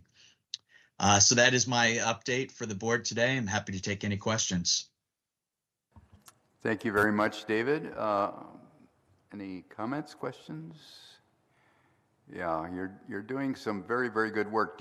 Have you gotten any response from that editorial or some of these probes? Do you've heard what Jeff would like to do, non-prescriptive, of course, with this lapse in the authority. Are you hearing anything from Congress or anyone with power as to how they're reacting? Yeah, certainly those on the Energy and Commerce Committee in the House and the Senate Commerce Committee have talked about the need continuously to get this authority reauthorized. As I understand, one of the key barriers in terms of the DoD's objections revolve around the lower 3 gigahertz band and objections that Senator Rounds has made in holding up the process. So know that in addition to my organization, CTIA and others continue to push Congress for a resolution here, but it doesn't appear that anything is imminent in terms of an extension at this point. Thank you very much. Jeff, please? Yeah, not really a question for David, but really more of a compliment. Thanks for bringing to our attention all of the work that's being done within the commission and elsewhere on the question of spectrum receiver quality and so forth. I think it's good to know that these issues are rising to that level of attention nationally, and I share the hope that we can get that auction authority reestablished as quickly as possible. The recommendation that it be accompanied by some greater deference to other agencies of government who rely on spectrum and who unfortunately may be having to deal with legacy receivers for some period of time is not inconsistent with the need for a renewal of the auction authority. So I just wanted to be clear, and it's not a bad segue, frankly, to the next presentation. To the next presentation. All right. Well, again, thank you, David. Thank you for being here and virtual. And we wish you a good day. I don't know if you have time to hang around, but oh, wait a minute, JJ. I'm sorry, I'm right to Dr. Parkinson's right, so out of his field of view sometimes. But the quick question is, since you seem to be amongst all the board members the most plugged in to what the FCC is doing with their new Space Bureau, would you be comfortable to make the invite on all of our behalfs to Julie for the next meeting? I know you've already planted seeds for that. Later in the day, we hope to come to resolution on the date and the location of where the board will be. But it would be really appreciated if you can continue to press how important and how much we would appreciate if she could join us. I would be pleased to do that. Okay, thank you. Okay, great. Let's move on. Our last of the great independent speakers is Jeff Shane, and he represents the International Air Transport Association informally, I guess is the best way to put it. I'll let him express that. Well, they asked me to do it. I'm Okay. not sure whether it's formal or informal. But I think I can give you back some time, Mr. Vice Chairman, because as everybody knows, I believe, the air transport industry is a major beneficiary now of GNSS and GPS in particular. The default navigation technology in the air transport industry is ADS-B, Automatic Dependent Surveillance Broadcast is what it stands for. I'm not sure where that title came from, but anyway, it's entirely dependent on GPS. So I don't have to tell you how important all of the recommendations we have made in this meeting and all previous meetings are to the aviation industry. Clean spectrum is essential to reliable navigation. We talked about the conflict. Many times we've talked about the conflict over 5G that erupted as a result of the auction of C-band spectrum a couple of years ago. That's a poster child for the importance of taking a very hard look at the way we allocate spectrum. It wasn't necessary. We didn't have to have confusion about the allocation of spectrum for 5G purposes. It ended up disrupting the aviation industry the way it was done, and it ended up disrupting the wireless industry the way it was done. Because the wireless industry paid $80 billion for the spectrum that was being auctioned and are not able to use all that they paid for now because they weren't sufficiently informed of potential restrictions on the use of that spectrum. This is not about GPS. These are the conflict was with radar altimeters, an essential piece of avionics on every aircraft. But it underscores the importance of ensuring in the future that we have a process that does not lead us inadvertently into confusion of that kind. It's much too costly and it's too avoidable. So I will stop there. I think all of that is well known to the group at this point, and give back whatever time is remaining. Thank you very much. Are there any questions or comments? Follow up to Jeff? Okay, that gets us up to our nominal break 15 minutes early. I would propose we take that break. But before we do, Dana, did I understand that you are having a lunch after this immediately, and that members here are... Yes, sir. So it may seem a little confusing. So because we're having a lunch. yes, the advisory board is having lunch, Okay. and we're kind of piggybacking on that as an opportunity using the same buffet line, but we're going to use the Calvert room to have our annual meeting during that lunch period. Okay, I hope you're not disappointed. I think some of us are kind of grab it and go. That's fine. Yeah, And okay. I'm just trying to comply with the laws of the state of Virginia, which I found to be a generally good idea, and be able to say that I've had an annual meeting. So Okay, so it's all good. and you have Not a to worry. tender body. You don't want to go to jail anytime soon. Yes, sir. That's correct. All right, that's perhaps a noble purpose. Let's see, I think we are up to the break then. Okay, I declare a break, but we're going to come back early. Let's see.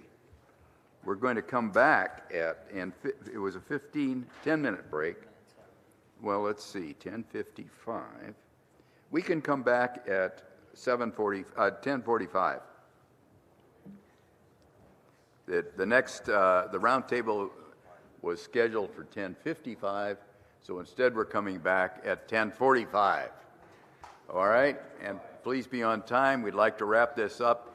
And in your spare time, as you're sitting having another cup of coffee, think about those recommendations that we showed and the comments that we made, and the fact that a number of you have already offered additional comments. To the extent that they are amendments or brand new, we'd like to rapidly go through and find out to what extent the existing formal recommendations need additions or supplements. Did I say that right? Does everyone understand what I'm saying? Give us amendments and corrections and additions. All right, thank you.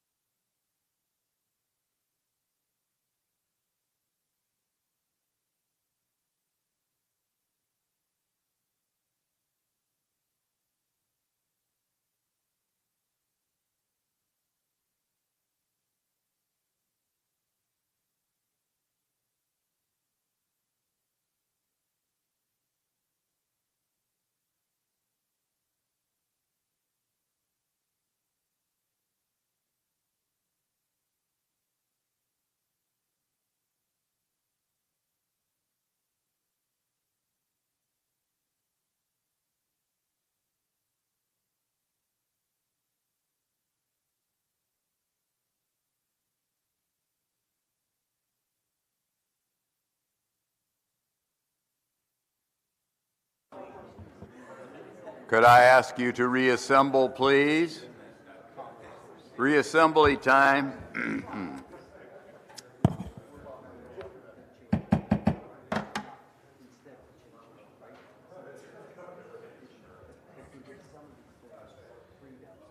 Gather them up.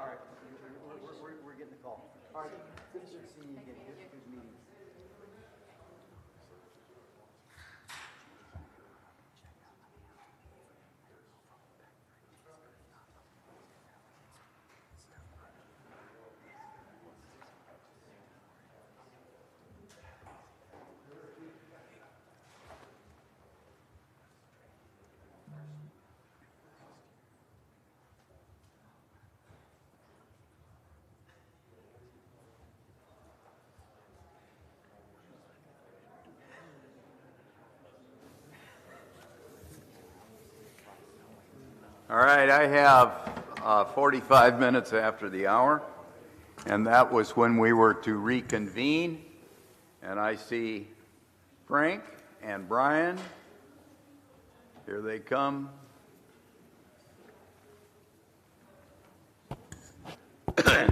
All right, we're going to start. Dana? Yes, sir. Could I get wanted to talk about something? But I'm sorry. I thought we were going to do the committee reports. No, sorry. Yeah, it was. We did that once.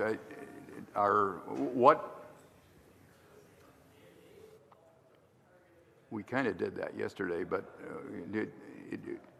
so what did the committee chairman think we were going to do right now? Yeah, John, or?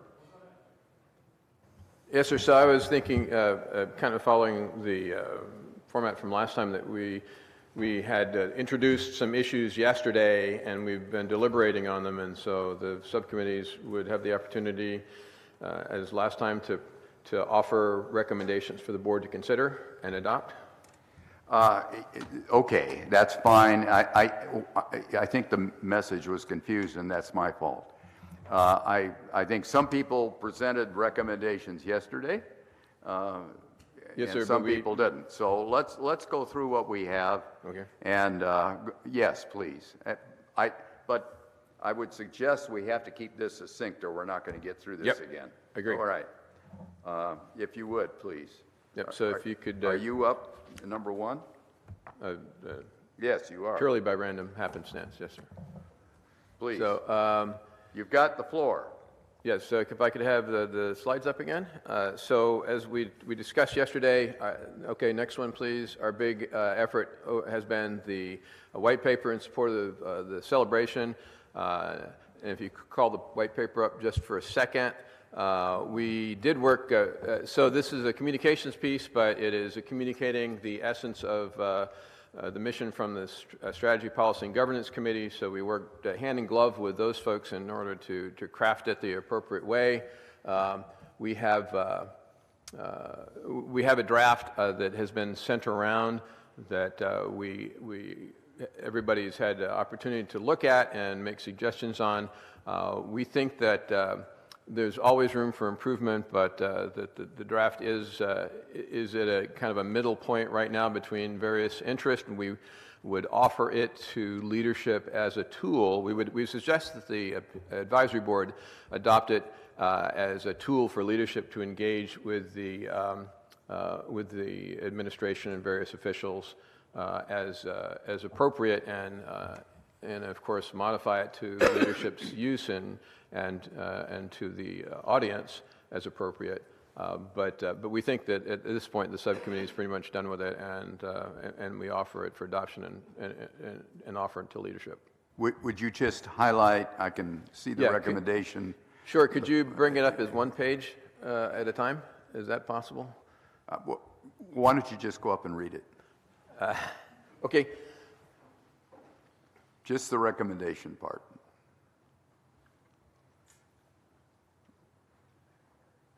Great. There you go. So this is essentially the 2 pages, bottom line up front, various opportunities for I would suggest you skip over that and go to your recommendation.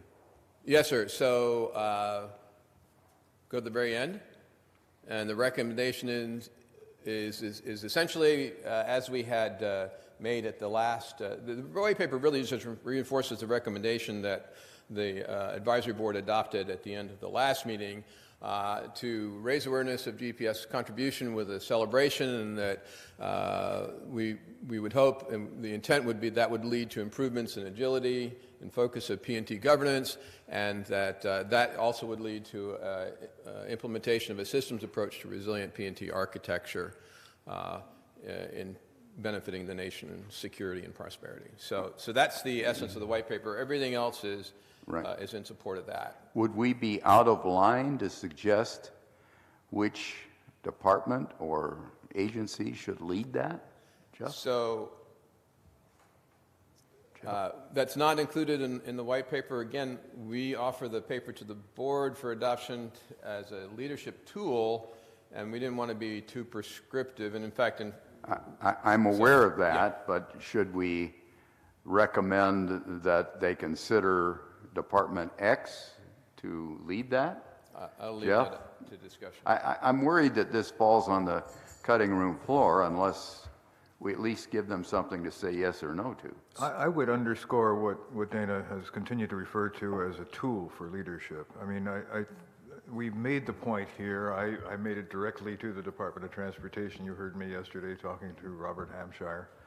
I think the administration is getting it from what I hear. I think it's a question of continuing to reinforce the ask with all the benefits that are clearly there if we choose to proceed with it.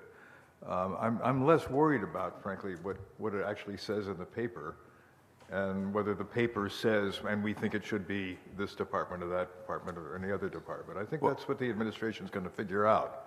Well, let me take that a step further if I could, and that would be that pick a single agency to lead the effort to convene a White House summit, not telling them who they should pick. But Yes, sir. We structured this with the idea that it would be going to Mr. Parikh and the National Space Council first, that leadership would take it to them first and engage there. However, I think leadership could add that in, I think there's enough in there that it could be reasonably easily modified for different audiences as well. But yeah, so. I'm having trouble with this because to me this could easily fall on the cutting room floor. It seems to me, Okay. maybe it's out of line, but it seems to me you say, we think you should pick someone to lead and convene this. And the specific action is pick someone, hang the tail on the donkey, and say, you're it, go marching off. Yes, sir. I take your suggestion, and I would propose that we, at the beginning of the recommendation, we include some words to the effect that recommendations select a agency or department or individual to help convene a White House summit celebrating, and then go on from there. To lead that. Yeah. Just offer an observation here, because it links back to a point that you made earlier, and that is kind of what should be our routine order for doing things. There is an XCOM. It has 2 cabinet departments, and this is supposed to be chaired by the deputy secretaries of those 2. This is something that, quite frankly, probably deserves to get elevated from this board to those 2 principals, either simultaneously or sequentially, to say, we think this is an opportunity that's too important, both to celebrate what's happened in the past as well as where are we going in the future. And if you've got 2 cabinet secretaries and their deputies or whatever else to support this, I think it'll blow through a lot of the confusion in the White House as to, well, where does it sit? But my own personal view is this cuts across. We keep on observing this requires whole of government engagement, not just in the agencies, but also in the interagencies and the like. So to me, it would be very useful. It was natural to focus on the Space Council and the chair, because that's where the national policy, the most recent, has been emanating. But the trouble is we cannot either prescribe nor motivate that unless there's some kind of strong consensus. So I'm just going to suggest that if maybe in discussions with the Admiral and the rest, whether or not this could be a real prominent piece, and forcefully getting in front of the 2 deputy secretaries to say, this is an important thing. It's a great opportunity for your respective departments to demonstrate you're fulfilling your expected roles as co-chairs of this XCOM and the like, and we're here to help you, but it's got to have the full support. We can't be pushing a wet noodle up through the White House. Well, I agree with all that, but I guess what I'm saying is the specific I would like to stare them in the eye, the 2 deputies and the rest of those people, is we think you should pick a leader, and we don't care who you are. You know how the best to do that, and then you should march off smartly and try to do this. So, if I could suggest, Brad, and I agree entirely, perhaps the way to word this is to make an explicit, near-term, strong recommendation to the 2 co-chairs of the XCOM with a recommendation to not only advocate, secure approval from the White House, but to also select a lead agency to actually be the orchestrator of this. Okay, does everyone agree with the sense of that? Could you work, Mike, So and get that reworded? So yes, sir. So procedurally, I will say we made the recommendation last time. This is in support of that, and if we put the words identify a leader and empower them to work with the White House and convene a summit, then that should incorporate the sense of what I'm hearing in the white paper and make it a great tool for leadership. So,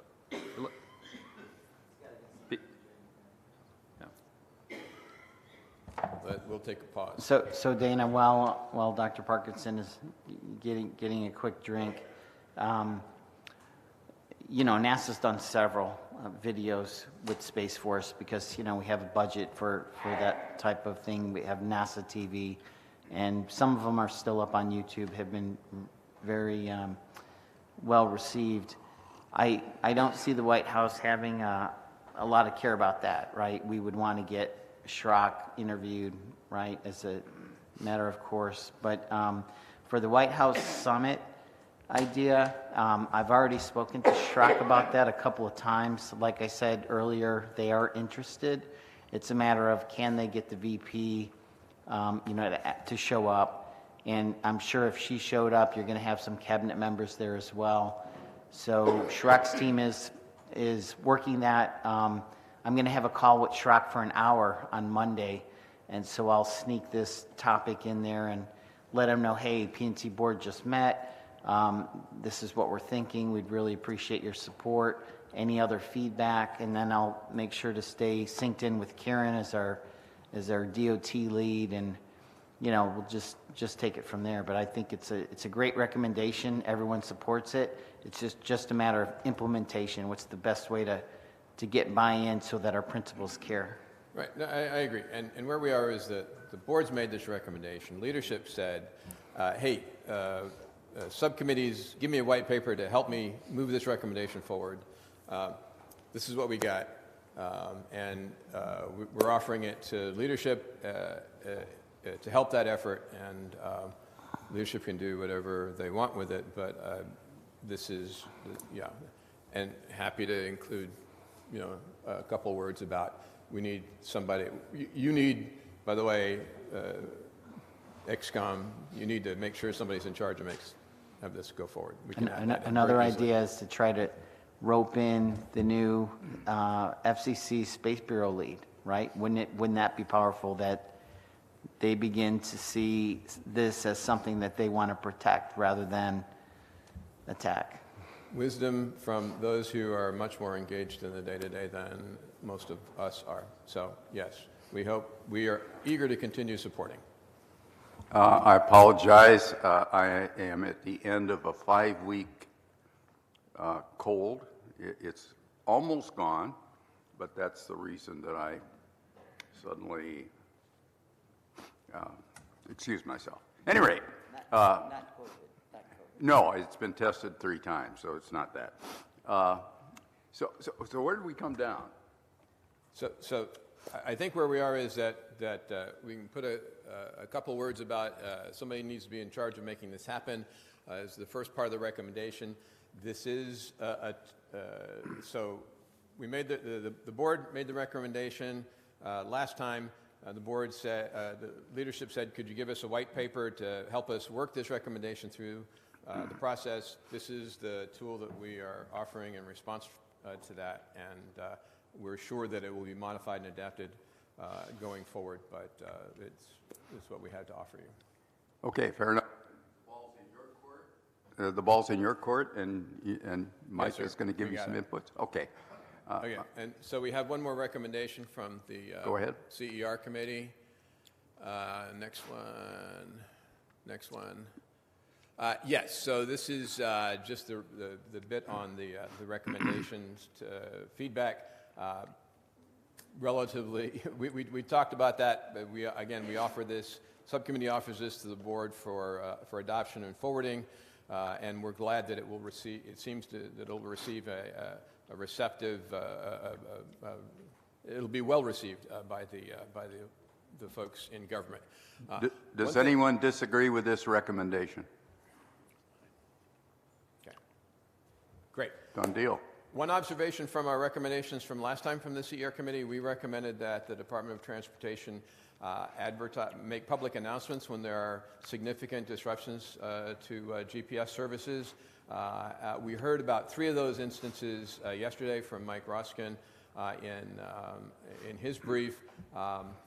Best of my knowledge, nothing appeared in the media about them, so we assume that recommendation has not been fully accepted. I would guess that, and I have not consulted with the subcommittee, but I would guess that we would just reiterate to the government that that's still our recommendation. Karen, do you have a comment on that? The statement Dana's making is we heard that there were 2 or 3 incidents just in the last few days, and yet we haven't heard any formal announcement that there were.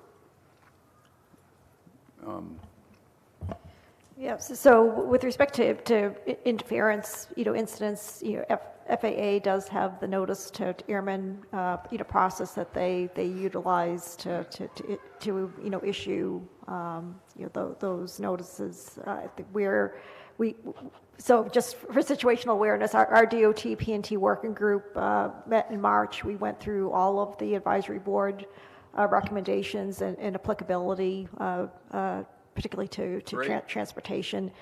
With respect to this recommendation, we're working with our Transportation Operations Center of how do we issue warnings or notifications to other modes of transportation. Sort of what's the process, what actions, assuming we, issue a true warning, then that has to come with, what actions we want those users to take as a result. So we're still working, through what that would look like and how it would be implemented.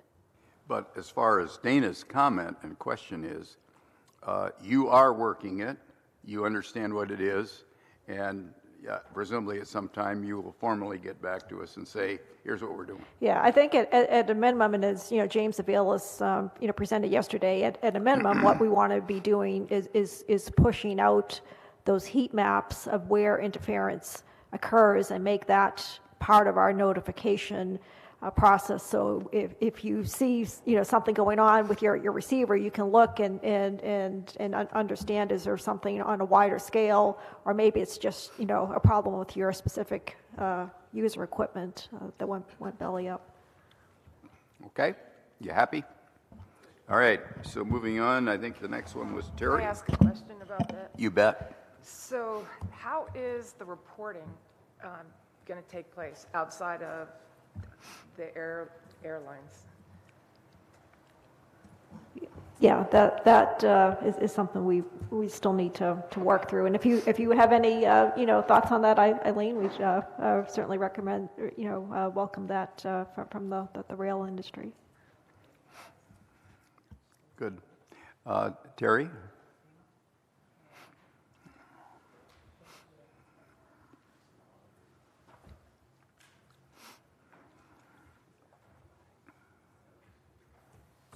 Further to the discussions we had yesterday, we've just framed the points we raised into two recommendations, or rather findings and recommendation. I take the point we discussed earlier on about the need to make the previous recommendation we had about the increase of funding a little more specific, and we'll work on that. But we had two other recommendations.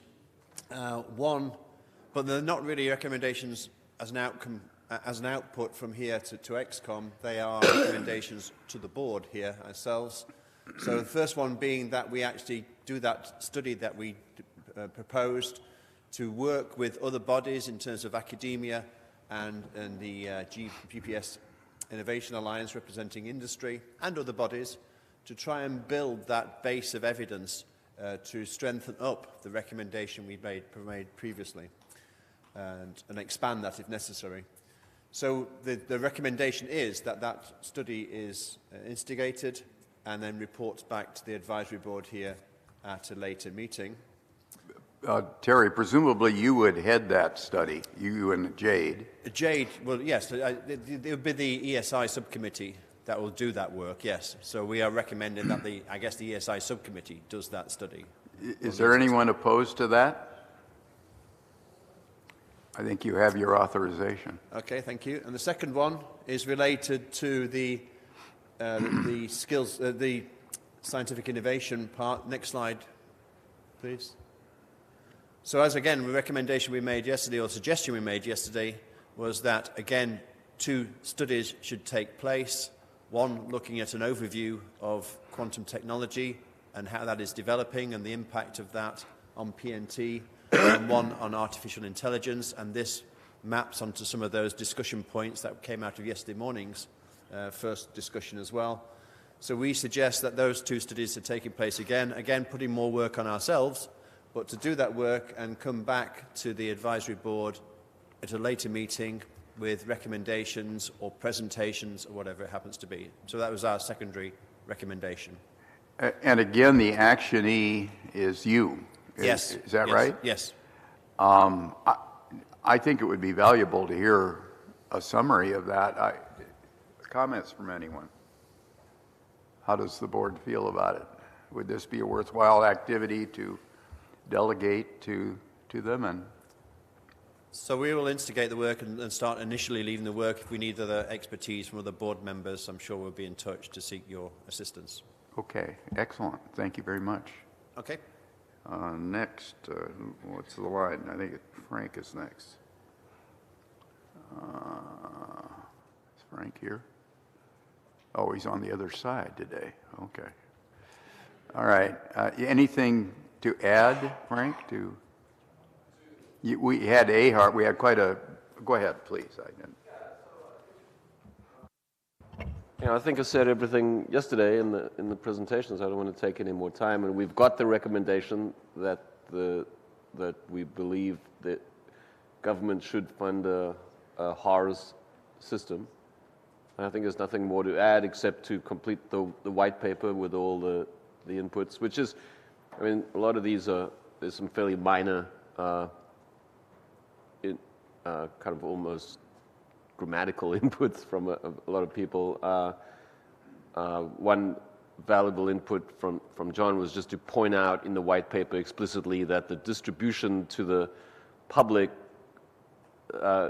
doesn't have to be done by whatever government organization is providing the signed data. So what I mean by that is the intended use in the vision of this is that this would be available to everybody in their phones and cars. And the companies that provide phones already do distribution. So for assisted GPS, for example, a lot of the data for that, the ephemeris data, comes from JPL. And they just have a server that is accessed by companies like Apple and Google, and they take that and then distribute it to billions of phones. And so the same thing would be done, so there's no burden on whatever government organization is providing this on distributing it to billions of devices or millions of devices.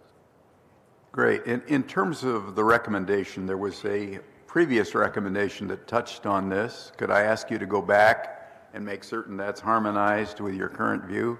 Sure. To the extent, and you received, AJ, he did already receive a copy of all that. So I got the current one, but I don't, so you want me to check that it matches what we proposed in November last year? Because it seems to me those should be Yes, both those should be- harmonized and perhaps consolidated into a single statement, if that's appropriate. But AJ, could you forward me the thing from November last year? 'Cause I don't know if I That's what have he that. sent you. Oh, he did? Oh, yeah, okay, you sent that, Nicole. Great, thank you. Well, that's what we want to check. Yeah, If necessary. right, All right. I'll check and confirm explicitly. I don't want to have two coming Two in on the competing same ones. subject that Yeah. may, all right? Yes. Okay. So, Mr. Chairman, based on all of our discussions and deliberations over yesterday and today, it seems to me that we're in a position to accept the white paper from the subcommittee and make it available as a tool for leadership, supporting other recommendations going forward. So I'd recommend that we accept the white paper. Are there any oppositions? Okay, AJ, record that as a unanimous non-concur. That's a double non-concur, something like that. All right. The next one is Matt. Yeah, well, as I reported yesterday, what we're planning to do in the coming months is to take those fact sheets that we've done, pull them together into a white paper with some introductory comments, and distribute that. Once the subcommittee is happy with that white paper, I would propose we distribute it amongst the whole board, leading to a potential recommendation at the next board meeting. So we don't have an actual recommendation at this meeting as such. Probably the main thing about that is these capabilities that we've identified, as I described yesterday. Some of those will, most of them will require a response from US government to say, yes, we hear you, but we're not going to do anything about it. Yes, we hear you, and we're going to start a design process. Yes, we hear you, but could the board do more work? So at some point, that sort of reaction has to come, and that's, I guess, what the white paper would draw out, hopefully. Okay, that sounds like a good road to walk. Does anyone have any comments on that? Okay, proceed. You have something else? Just the only other comment is to reiterate that I think the International Subcommittee wants to continue to be involved in the GPS 50th discussions and how we can contribute internationally. I think that's great. Okay. And I think now we are up to John and PTA. Yes, Sarah, if you can display that slide I sent you this morning. So we have a proposed recommendation that would supersede one that was already made on the same topic. And the difference is that this recommendation is more actionable and more specific. We've been learning about the DOT and DIU efforts in interference mitigation and detection and mitigation. And so we offer this as a replacement to the previous recommendation on this topic. The title is A Commitment to Prompt Removal of Significant Interference to GPS Reception. And the key is the recommendation identifies a specific department that we are recommending take responsibility for this, and this is based on the work that's ongoing already, and that it provides or suggests a date by which this capability would be provided, and that's in yellow because it's subject to discussion, and it also provides a duration before the interference is removed, and that also is in yellow, subject to discussion. But the idea would be to have a published commitment that says, all of you GPS users in the United States, don't worry, by 2026, you don't need to have augmentation that lasts for more than a day anytime you're subjected to interference, because within a day, DOT commits to being responsible for finding and removing that source of interference. Now, whether that's one day or multiple days, whether it's 2026 or 2028, is a good topic for discussion right now or sometime in the future. But we think that this provides the impetus for the Department of Transportation to actually target a completed capability, and we think it provides a very useful assurance to users of GPS within the U.S. So I'd like to open up the table to discussion.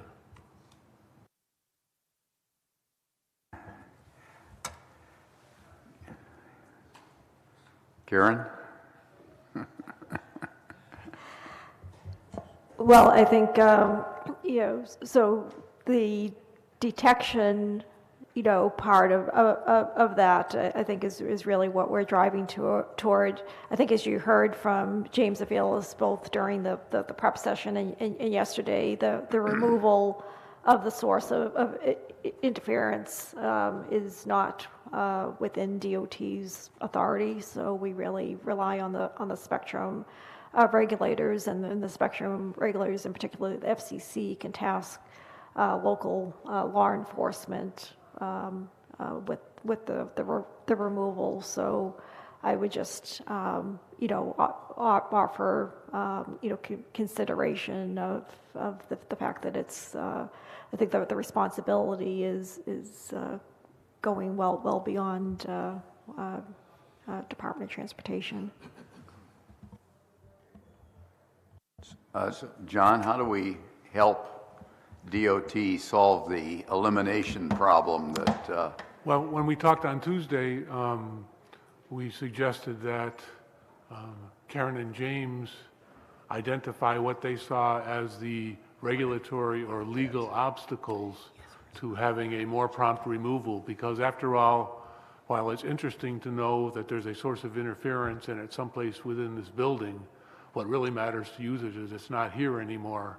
And if there's a legal or regulatory obstacle to closing the loop and actually removing the interference, then we need to work with DOT and somebody else in order to get the end game completed.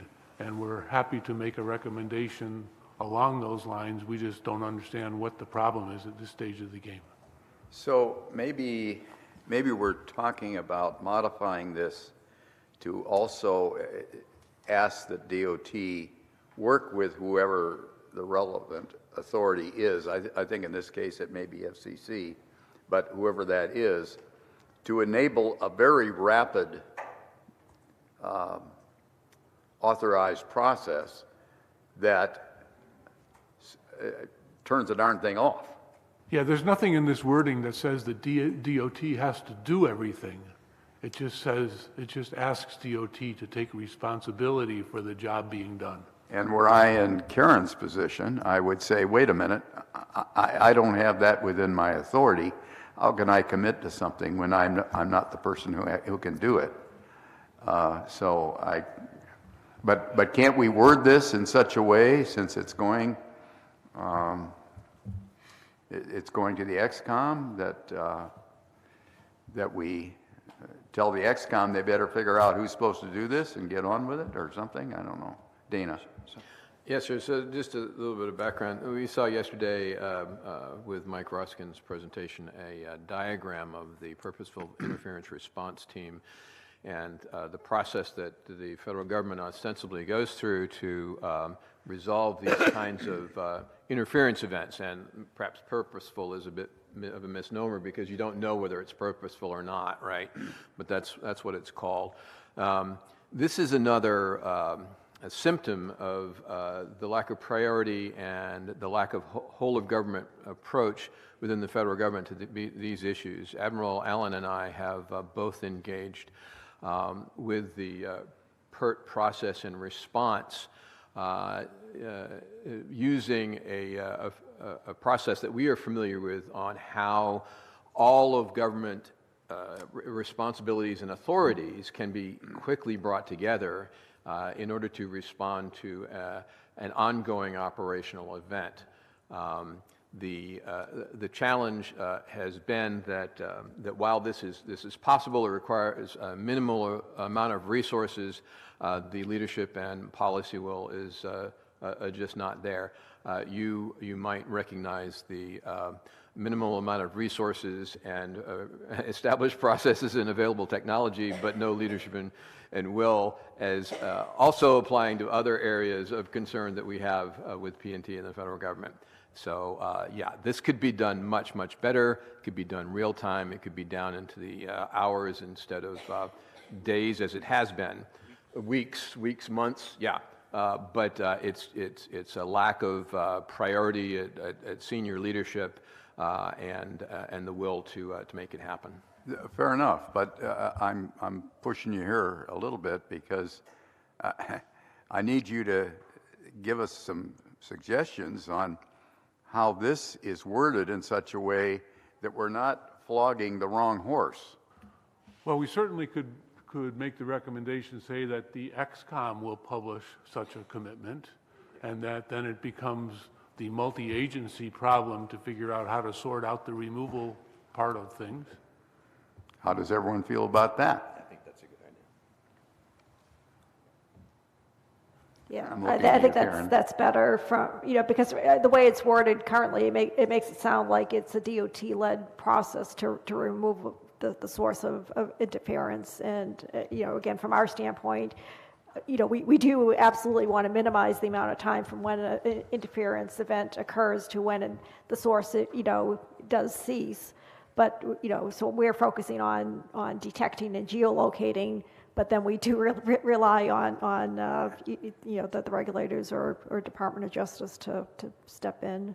Well, absolutely. I totally get that. But somewhere in the wording here, I think we have to be explicit in our recognition of the fact that this seems to be a complex interagency coordination problem, and that is absolutely not solved in any way that's satisfactory to the user. And that it probably involves the DOJ, it probably involves the FCC, it certainly involves Department of Transportation that has taken on the job of finding it. So I would hope we could word this in such a way that, sure, the XCOM's going to do it, and we recognize that at least these three agencies or departments have to be involved. Do you understand what I'm saying? Absolutely, yes, sir, and I agree with you, and I think the recommendation could be easily reworded to say XCOM, interagency, whole of government, and so forth, and I think that'd be better. Maybe we should say we request that the two deputy secretaries commit. I mean, if it comes to that. Well, so. But they're going to say we can't represent the FCC. So it is a whole of government. I think you put your finger on the right thing, but I would like to have us somewhere in here include in our finding that there is no clear and direct line of authority from somebody discovering a problem until it gets resolved, because you have to go through a warranting process and get the U.S. Marshals, I guess, involved. Is that correct? FCC. Yeah, FBI. And the FCC. Yeah. FBI. So it's okay. So who owns trying to massage this a little bit? I will try to have something to display by the time we're finished the last topic this morning. Excellent. Excellent. Okay. Good. Thank you very much for that. And anything else, John? No, that's all. Okay. And last but certainly not least, Jeff? Strategy, policy, and governance. Yeah, are we putting them up for everybody to see, or everybody just looking at them on their own screen? Is that? No, I'm not. Yeah, let's put them up on the joint screen because everyone isn't on. There are two, PNT and Great Power Competition, and the FCC collaboration one, right? So PNT, I have some concerns about this. The recommendation here is the U.S. should acknowledge the importance of GPS as a vital contributor to America's role as a global leader. And second, the U.S. should attach a high priority to the establishment of a truly resilient terrestrial navigation system, both within the homeland and abroad, lest the fragility of GPS become a critical vulnerability in times of conflict.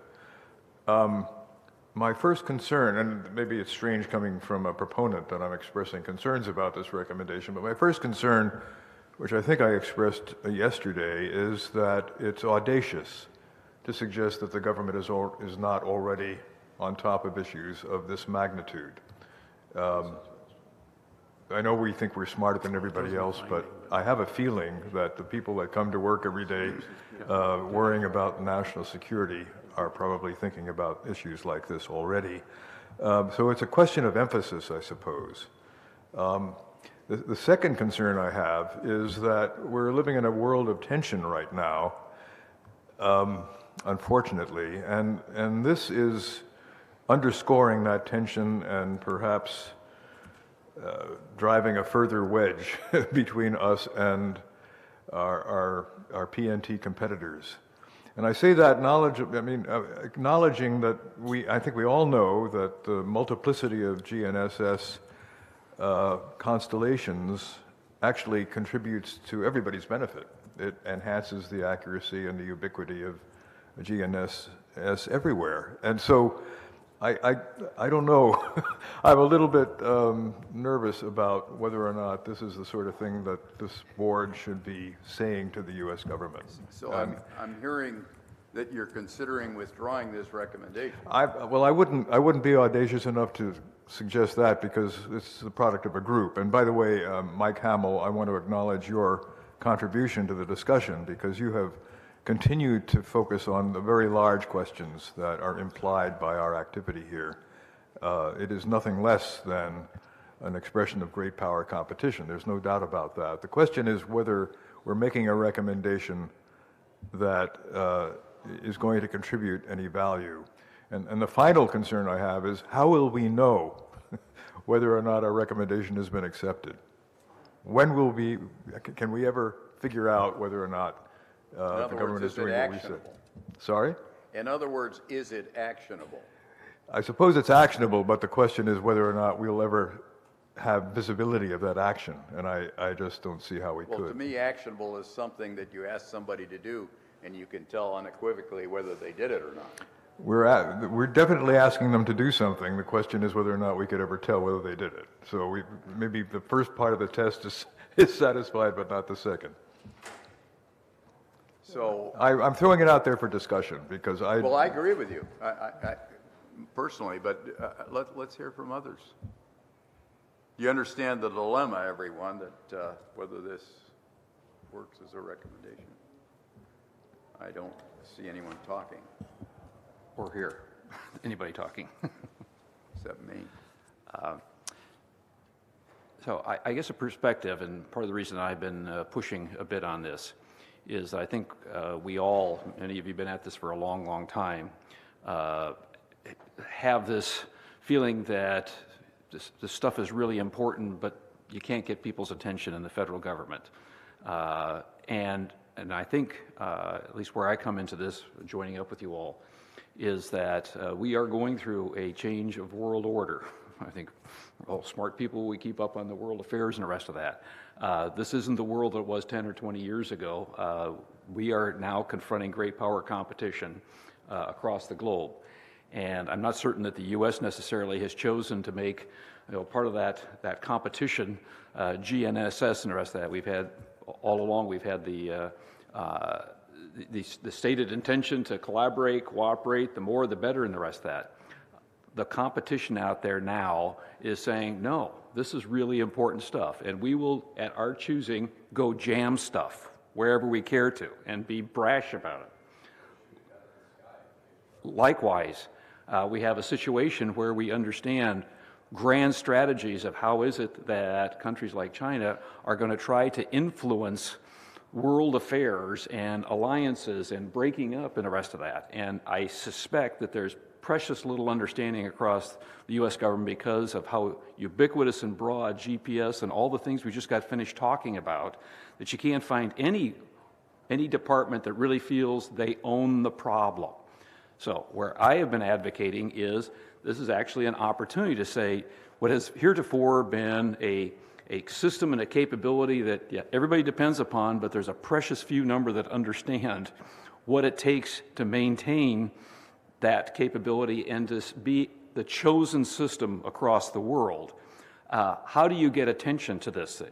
And for better or for worse, our system is one where you've got to somehow hitch the cause of what you're advocating to something that will command attention. And right now, we are clearly aligning around this idea that we have a great power competition that we're facing here. This is one of the things, the handful of things that could be determinant in whether you win or you lose. Because it precipitates across all aspects of society, our industry, our technological leadership, and the rest of that. And I'm sure people would say at senior level, say, oh, yeah, that's true. Can't get them to really hunker down and focus on. So what are all these myriad of things we're suggesting here that you all have been suggesting for a decade? No action. So part of this is the causus belli. How do you start saying great power competition, not demonizing China or whatever else, but simply stating this is part of that agenda, just like critical infrastructures are part of that agenda, just like chip manufacturing is part of that agenda, and oh, by the way, GPS intersects all of those aspects. I doubt that there's anybody that really thinks that way in the senior levels of the federal government right now. So that was kind of my perspective on trying to elevate this with some of this language. Thinking back to yesteryear, I think at one point we actually put in a recommendation that GPS be designated as a critical infrastructure.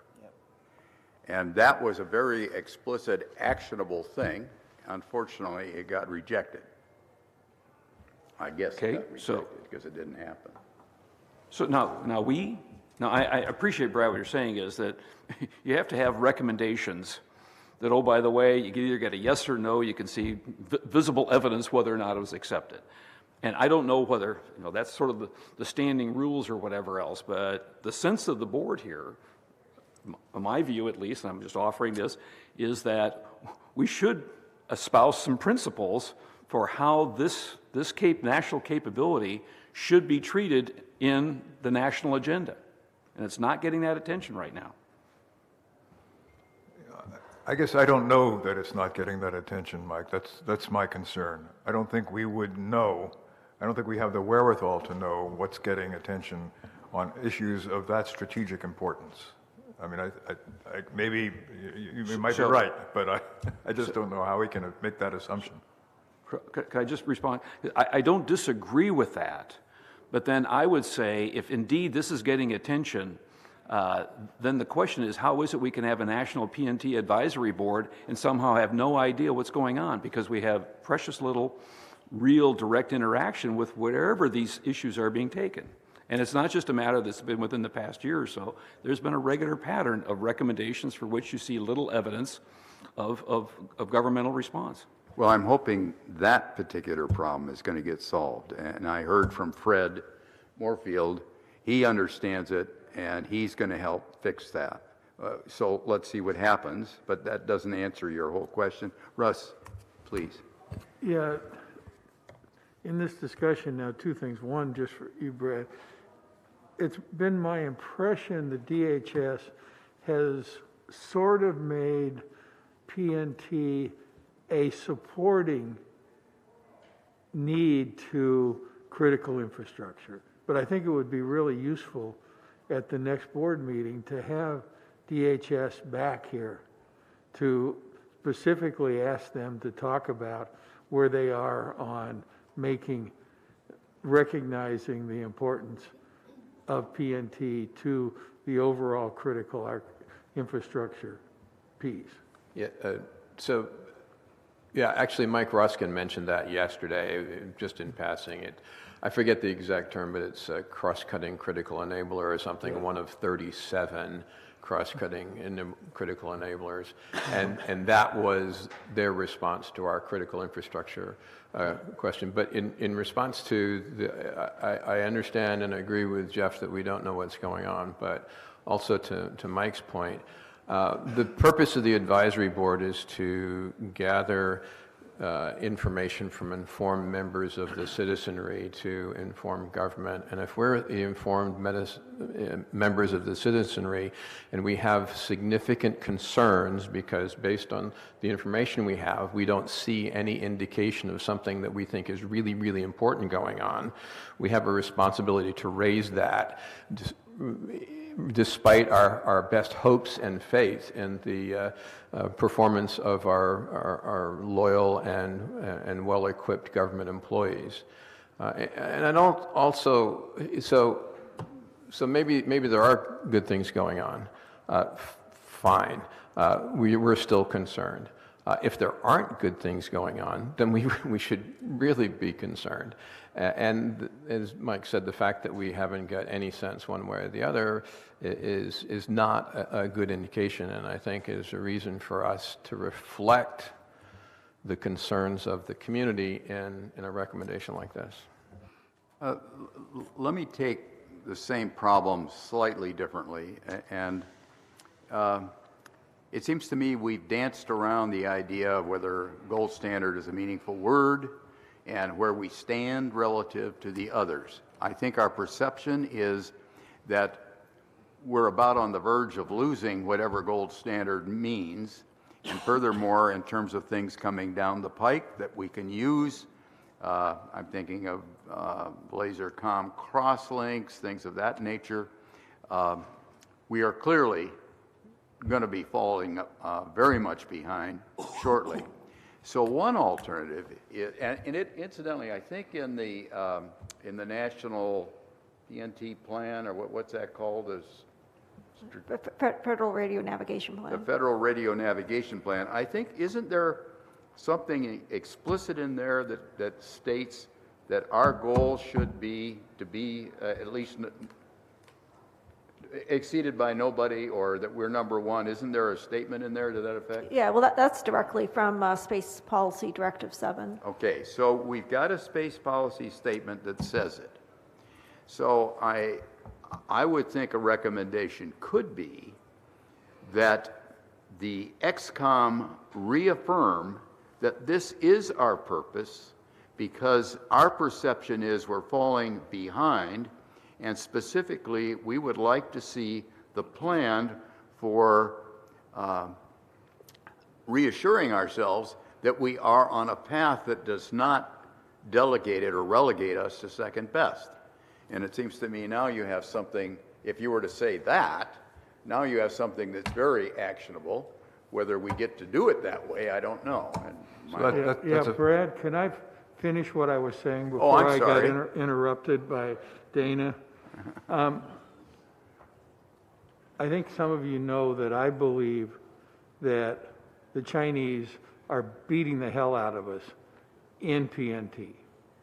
Beidou is ahead.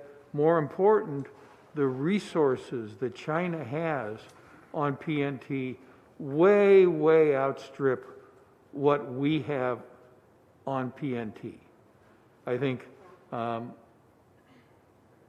that, to me, and Jeff, I don't want to insult you, but what was written reads more like motherhood and apple pie to me.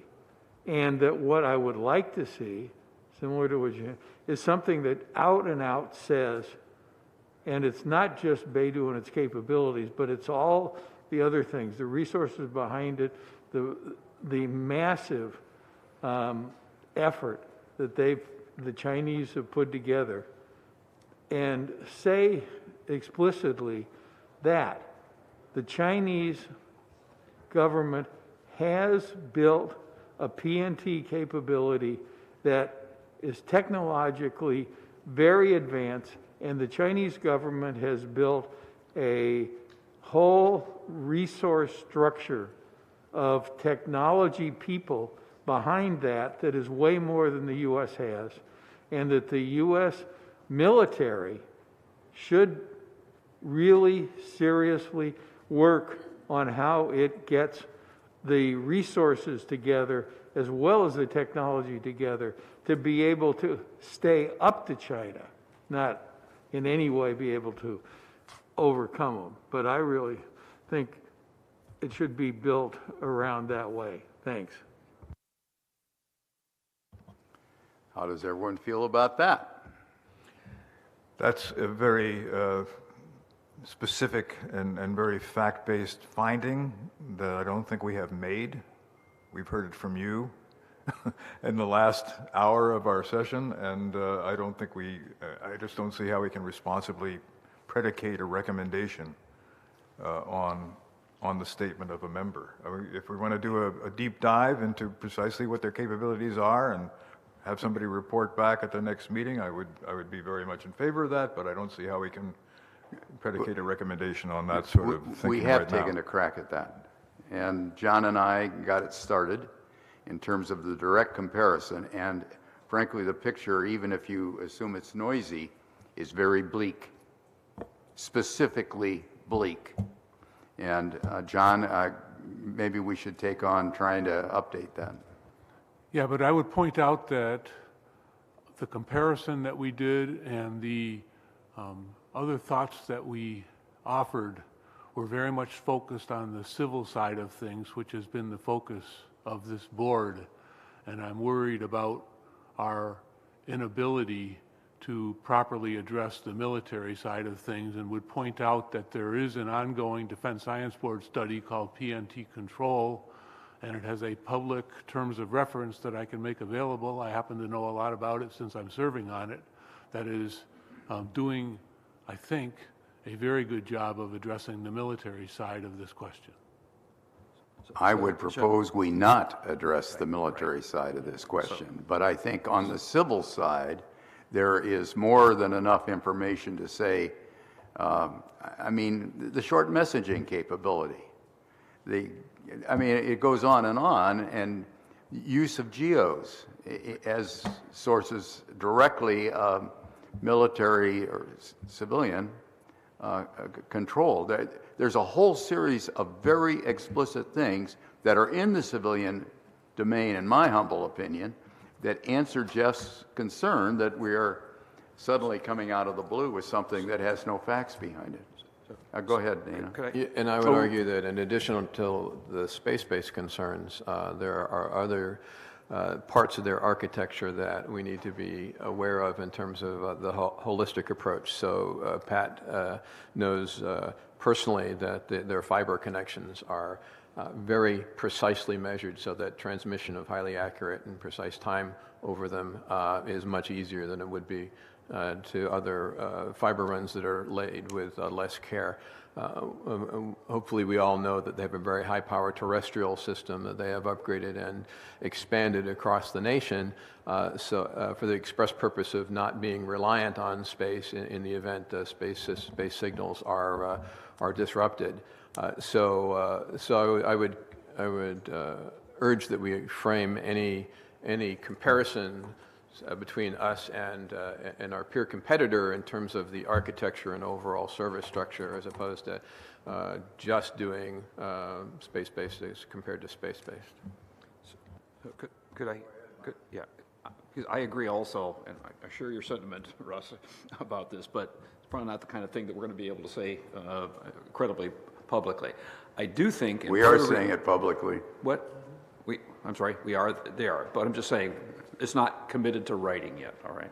But my point here is part of the reason that I have advocated putting this issue in the context of great power competition is that it's not specific to any particular nation. It is that in the information age, these are the kind of things that's probably the poster child for how nations go about exerting and accruing their own power and influence around the globe. Hard to imagine an area that is even a better exemplar of this than PNT.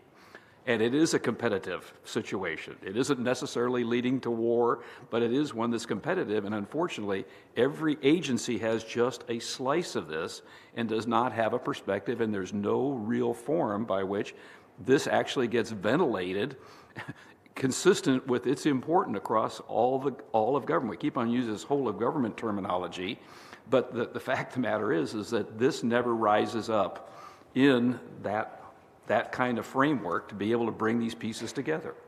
And I think that is germane to bring to the two XCOM chairs. I think I might have a practical solution, a way through this thicket. The first recommendation is the U.S. should acknowledge the importance of GPS as a vital contributor to America's role as a global leader. I think we can treat that as a finding, move it above the recommendations line and add it to the findings. The U.S., the importance, GPS is important to the U.S. as a vital contributor, et cetera. I think we all acknowledge that. The recommendation then is simply the U.S. should attach a high priority to the establishment of a truly resilient, it says terrestrial navigation. I don't know if it needs to be terrestrial, but a true, I can't hear you. No, sir, it says truly resilient PNT architecture on the recommendation. Maybe I'm reading an old version. There you go. Well, yeah, it says truly resilient both in the homeland and abroad. Perfect. Okay, well then it works. So that is my proposal, Mr. Vice Chair. I think that's a great proposal, but I would add something. I think we have to go back and revisit our attempt to explicitly show where GPS stands in the plethora of GNSSs around the world. And I would offer John and myself to revitalize that. John, are you willing to do that? Sure. Yeah. Because to me, that's the fact or set of findings that has to go with this in the attention step. Yeah, I agree. I just worry that even the second bullet under the recommendation is either not actionable or could be so easily implemented that it's meaningless. Just to say, yes, we attach a high priority on something is a very vague recommendation. Well, let's take, I think we're onto something. I think we all feel like maybe there's something that is needed here. Let's take on, first of all, getting the facts out there. We can certainly move that one bullet up to the above in the findings, but I think the important set of findings relates to where we stand right now and in the near future relative to the rest of the world as an element of power, because PNT is frankly an element of power. The Chinese get it, Mike gets it, I think Jeff gets it. So what I'm suggesting is we take that on between now and the next meeting. We try to get a civil-only comparison, and then see where that leads us in terms of a recommendation that is perhaps a little more biting. How does that sound? Before or after we celebrate the 50th anniversary of this? Before or after the victory lap that we're about to take? I mean, I don't know. Let's see how rapidly we can. I think, John, you already sent out to everyone what we had tried to do before, and let's give that another shot. Yes, Russ? Just quickly, who on the board has recently been to China? Could you give a little bit of what you saw on PNT and the Chinese commitment to it? Okay, so last week I went to the China Satellite Navigation Conference, and it is by design kind of a major marketing thing where they're celebrating Beidou. So I'm not sure how objective this is, but it's clear that the Chinese government is putting a tremendous amount of resources and money behind promoting Beidou, the so-called soft power projection around the world, and that they're committed to it. But what bothers me more than anything else, and you brought this up earlier, is it's not just that their products are now maybe a little bit ahead of us. All the infrastructure that supports that is ahead of us. They're cranking out more engineers that are PNT savvy than we are. They have entire educational institutions that are all about just producing these kinds of specializations. We don't seem to have an organized approach for that, and that worries me more than anything. It's almost like the fact that Beidou now appears to be ahead of GPS is a symptom of a larger problem that we haven't really come to grips with. That our planning has been maybe inferior. And no, that was Brad. I did. I gave a talk in a huge room. I assumed that we.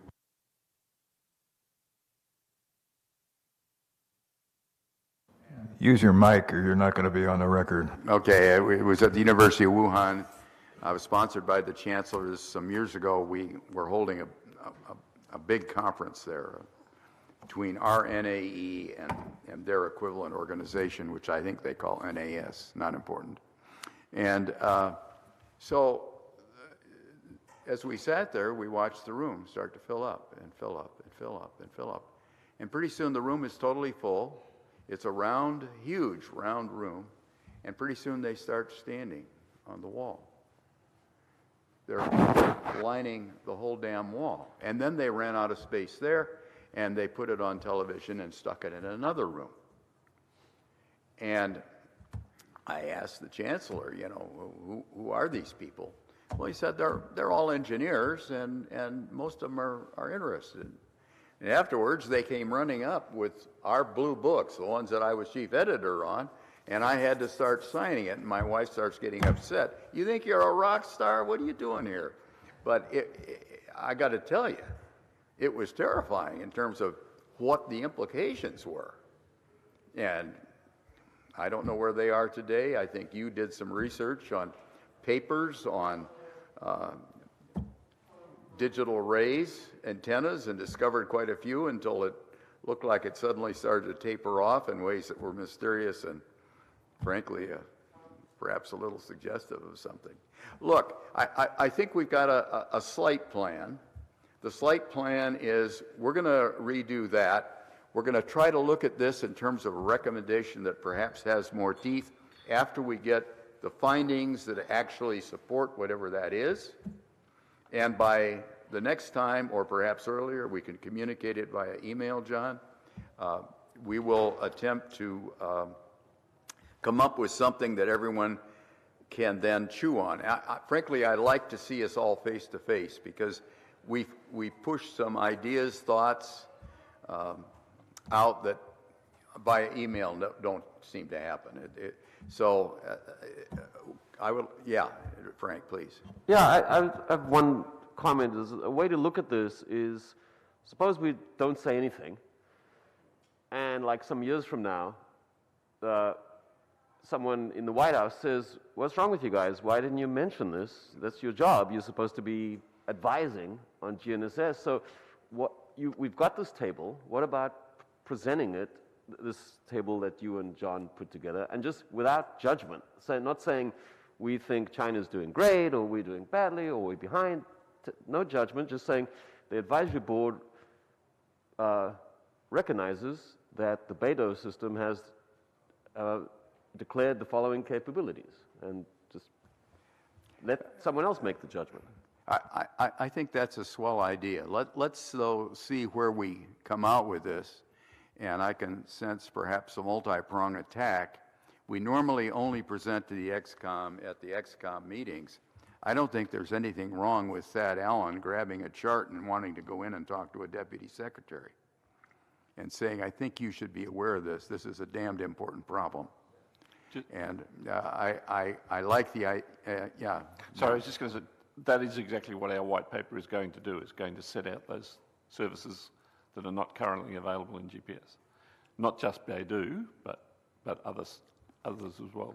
So that will give us a document, and what we do with that document then is yeah. Well, that's a nice segue. I'm going to close this off now. No, we not? You don't want to close it off. We have one more. I promised to make a revision to that slide, so hopefully we could get a recommendation approved. Sarah, could you put it up, please? Oh, wait, we got one more. Jeff said- Oh, I'm sorry. And the SPG has one more recommendation that I just wanted to make a quick comment on. I can do it very quickly. That's about the FCC and spectrum allocation. The problem with the slide as written is that it suggests something other than having the FCC make decisions about spectrum allocation. That is not the intention. The FCC should continue to have authority to make spectrum decisions. The question is whether or not they do it with greater deference to agencies that themselves require clean spectrum. And so what I would simply do in the recommendation is insert the word FCC. In the second line, it says, I can't even read it from here, sorry. Or if you want to delegate it to me to work with Could I delegate that to you? Yeah, a proposed FCC award of spectrum for private use would be part, instead of just a proposed award. I just want to underscore that we're not proposing to blow up the I whole have no system. problem with that. And John, what did you also want to talk about? I wanted to come back to the PTA recommendation on timely removal of interference sources. And I had provided an updated slide to Sarah, if she can, oh, there we are, okay. So we now have a recommendation, and that's the key part of anything that we do, that says the XCOM publish a commitment this year saying that by 2026, significant interference won't last for more than a day because the DOT-led interference detection process combined with a streamlined removal process instituted under XCOM leadership will have stopped the interference. I think that's great. I think we should accept it. Does anyone not want to accept that? And you notice he's also modified the finding. Yes, the last sentence there in particular. I caught that. Okay. I'm trying to push us to get to the end. I move we accept this. If anyone later reads it and has heartburn, shoot me an email or shoot John an email or shoot John, depending on how you feel. All right, so the last subject is a very delicate one, not perhaps the most important, but perhaps the most urgent this minute, and that is where and when do we meet next? And our proposal is that the next meeting be held either the week, preferably the week of the 4th of December, or possibly the week of the 11th of December, and that it be held somewhere in the Washington area, either in the Alexandria side or the Wharf side, the other side, at a hotel that we turn around and dump the whole problem on Leisha, and she figures out where we're going to go. And I am going to throw this open for discussion. 4th, preferred, 11th, perhaps less. We haven't totally cleared it with Thad yet. We're trying to get him in the loop, but we haven't been able to. Who has heartburn on the week of the 4th? I just want to again caution you. I know you a lot of discussions on the dates. The week of the 4th is the final exam for another universities, and we do have faculties that are either not here because of the exams and so on. So if we can avoid some of those, that would be helpful.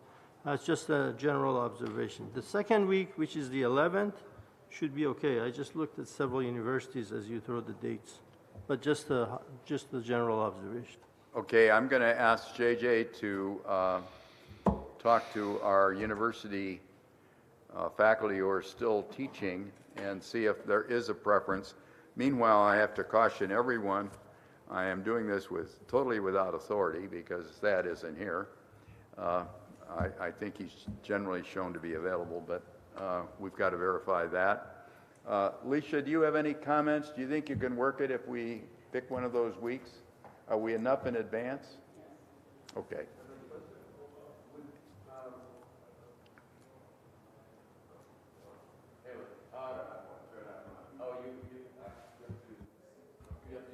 Floor. Would the intent be to have it Tuesday, Wednesday, Thursday again, so that we could travel on the Monday? Because the weekend before the 4th, I'd have trouble traveling on that week. I think the pattern has been travel on Monday, Tuesday, Wednesday. Those that can get out late on Thursday can make it. If not, you might have to hold over on Friday, depending on where you are. But hopefully that gives enough flexibility, at the same time doesn't intrude on weekend plans. Yes, Dana? Sir, just before we go, an announcement not related to this. So. Oh, okay, well, let's make certain we got this one wrapped up. I'm scheduled to be in Saudi Arabia the week of the 11th. So your vote would be the 4th? Yes. Okay. I lose both weekends either way, but my question is, would we then go back to LA being May? Like we still have an East Coast, West Coast plan? I don't think we've thought it through that far, and I think we should. And I know JJ loves to come out to the wilds of California. Having lived there, I don't really care. The argument in the past has been that Space Force people are there. See, to me, this room, which has worked out well, by the way, thank you, staff, for that. The audiovisual has done well. But to me, this room could be anywhere. I only got out and slightly sampled the Crabtown rain last night. Other than that, nothing. Okay, so we're going to take as an action further coordinating the 4th, the 11th. We've got one vote against the 11th, and we have one caution about the 4th. Okay, and you're going to work that real quick. Yep. All right. Okay, go ahead, your announcement. Yes, sir. For the information of the board, our activities are of great interest around the world. The European Navigation Conference is starting at the beginning of next month. Terry, Frank, and I are attending, and we are on tap to do a panel discussion about the many recommendations that this board has made to the U.S. government regarding PNT. Please send us your thoughts, and we'll undoubtedly start with some sort of introduction as to what the board's all about, and at least our recent activities.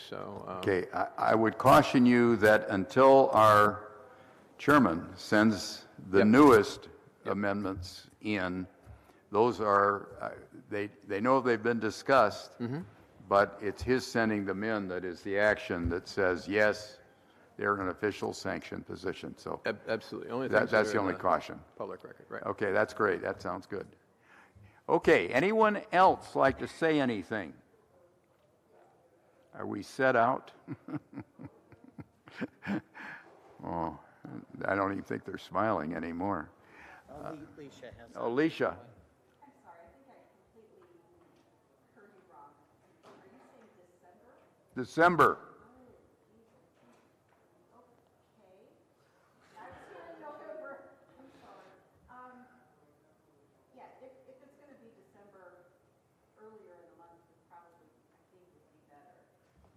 Okay, so that would be the 4th. Yeah, because in December there's a lot of holiday parties and stuff leading up to. If we get towards the middle of December, it could be problematic. And I apologize, I thought you said November. No, and we're going to take a poll on how much damage that does to our academic friends. So stand by. This is always a little bit of a challenge. Anybody got anything else? Are we exhausted? Thank you for being such a great board. Adjourn.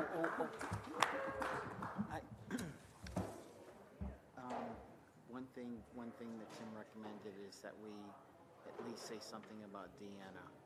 We should have, Deanne Divis. Oh, Deanne. Yeah.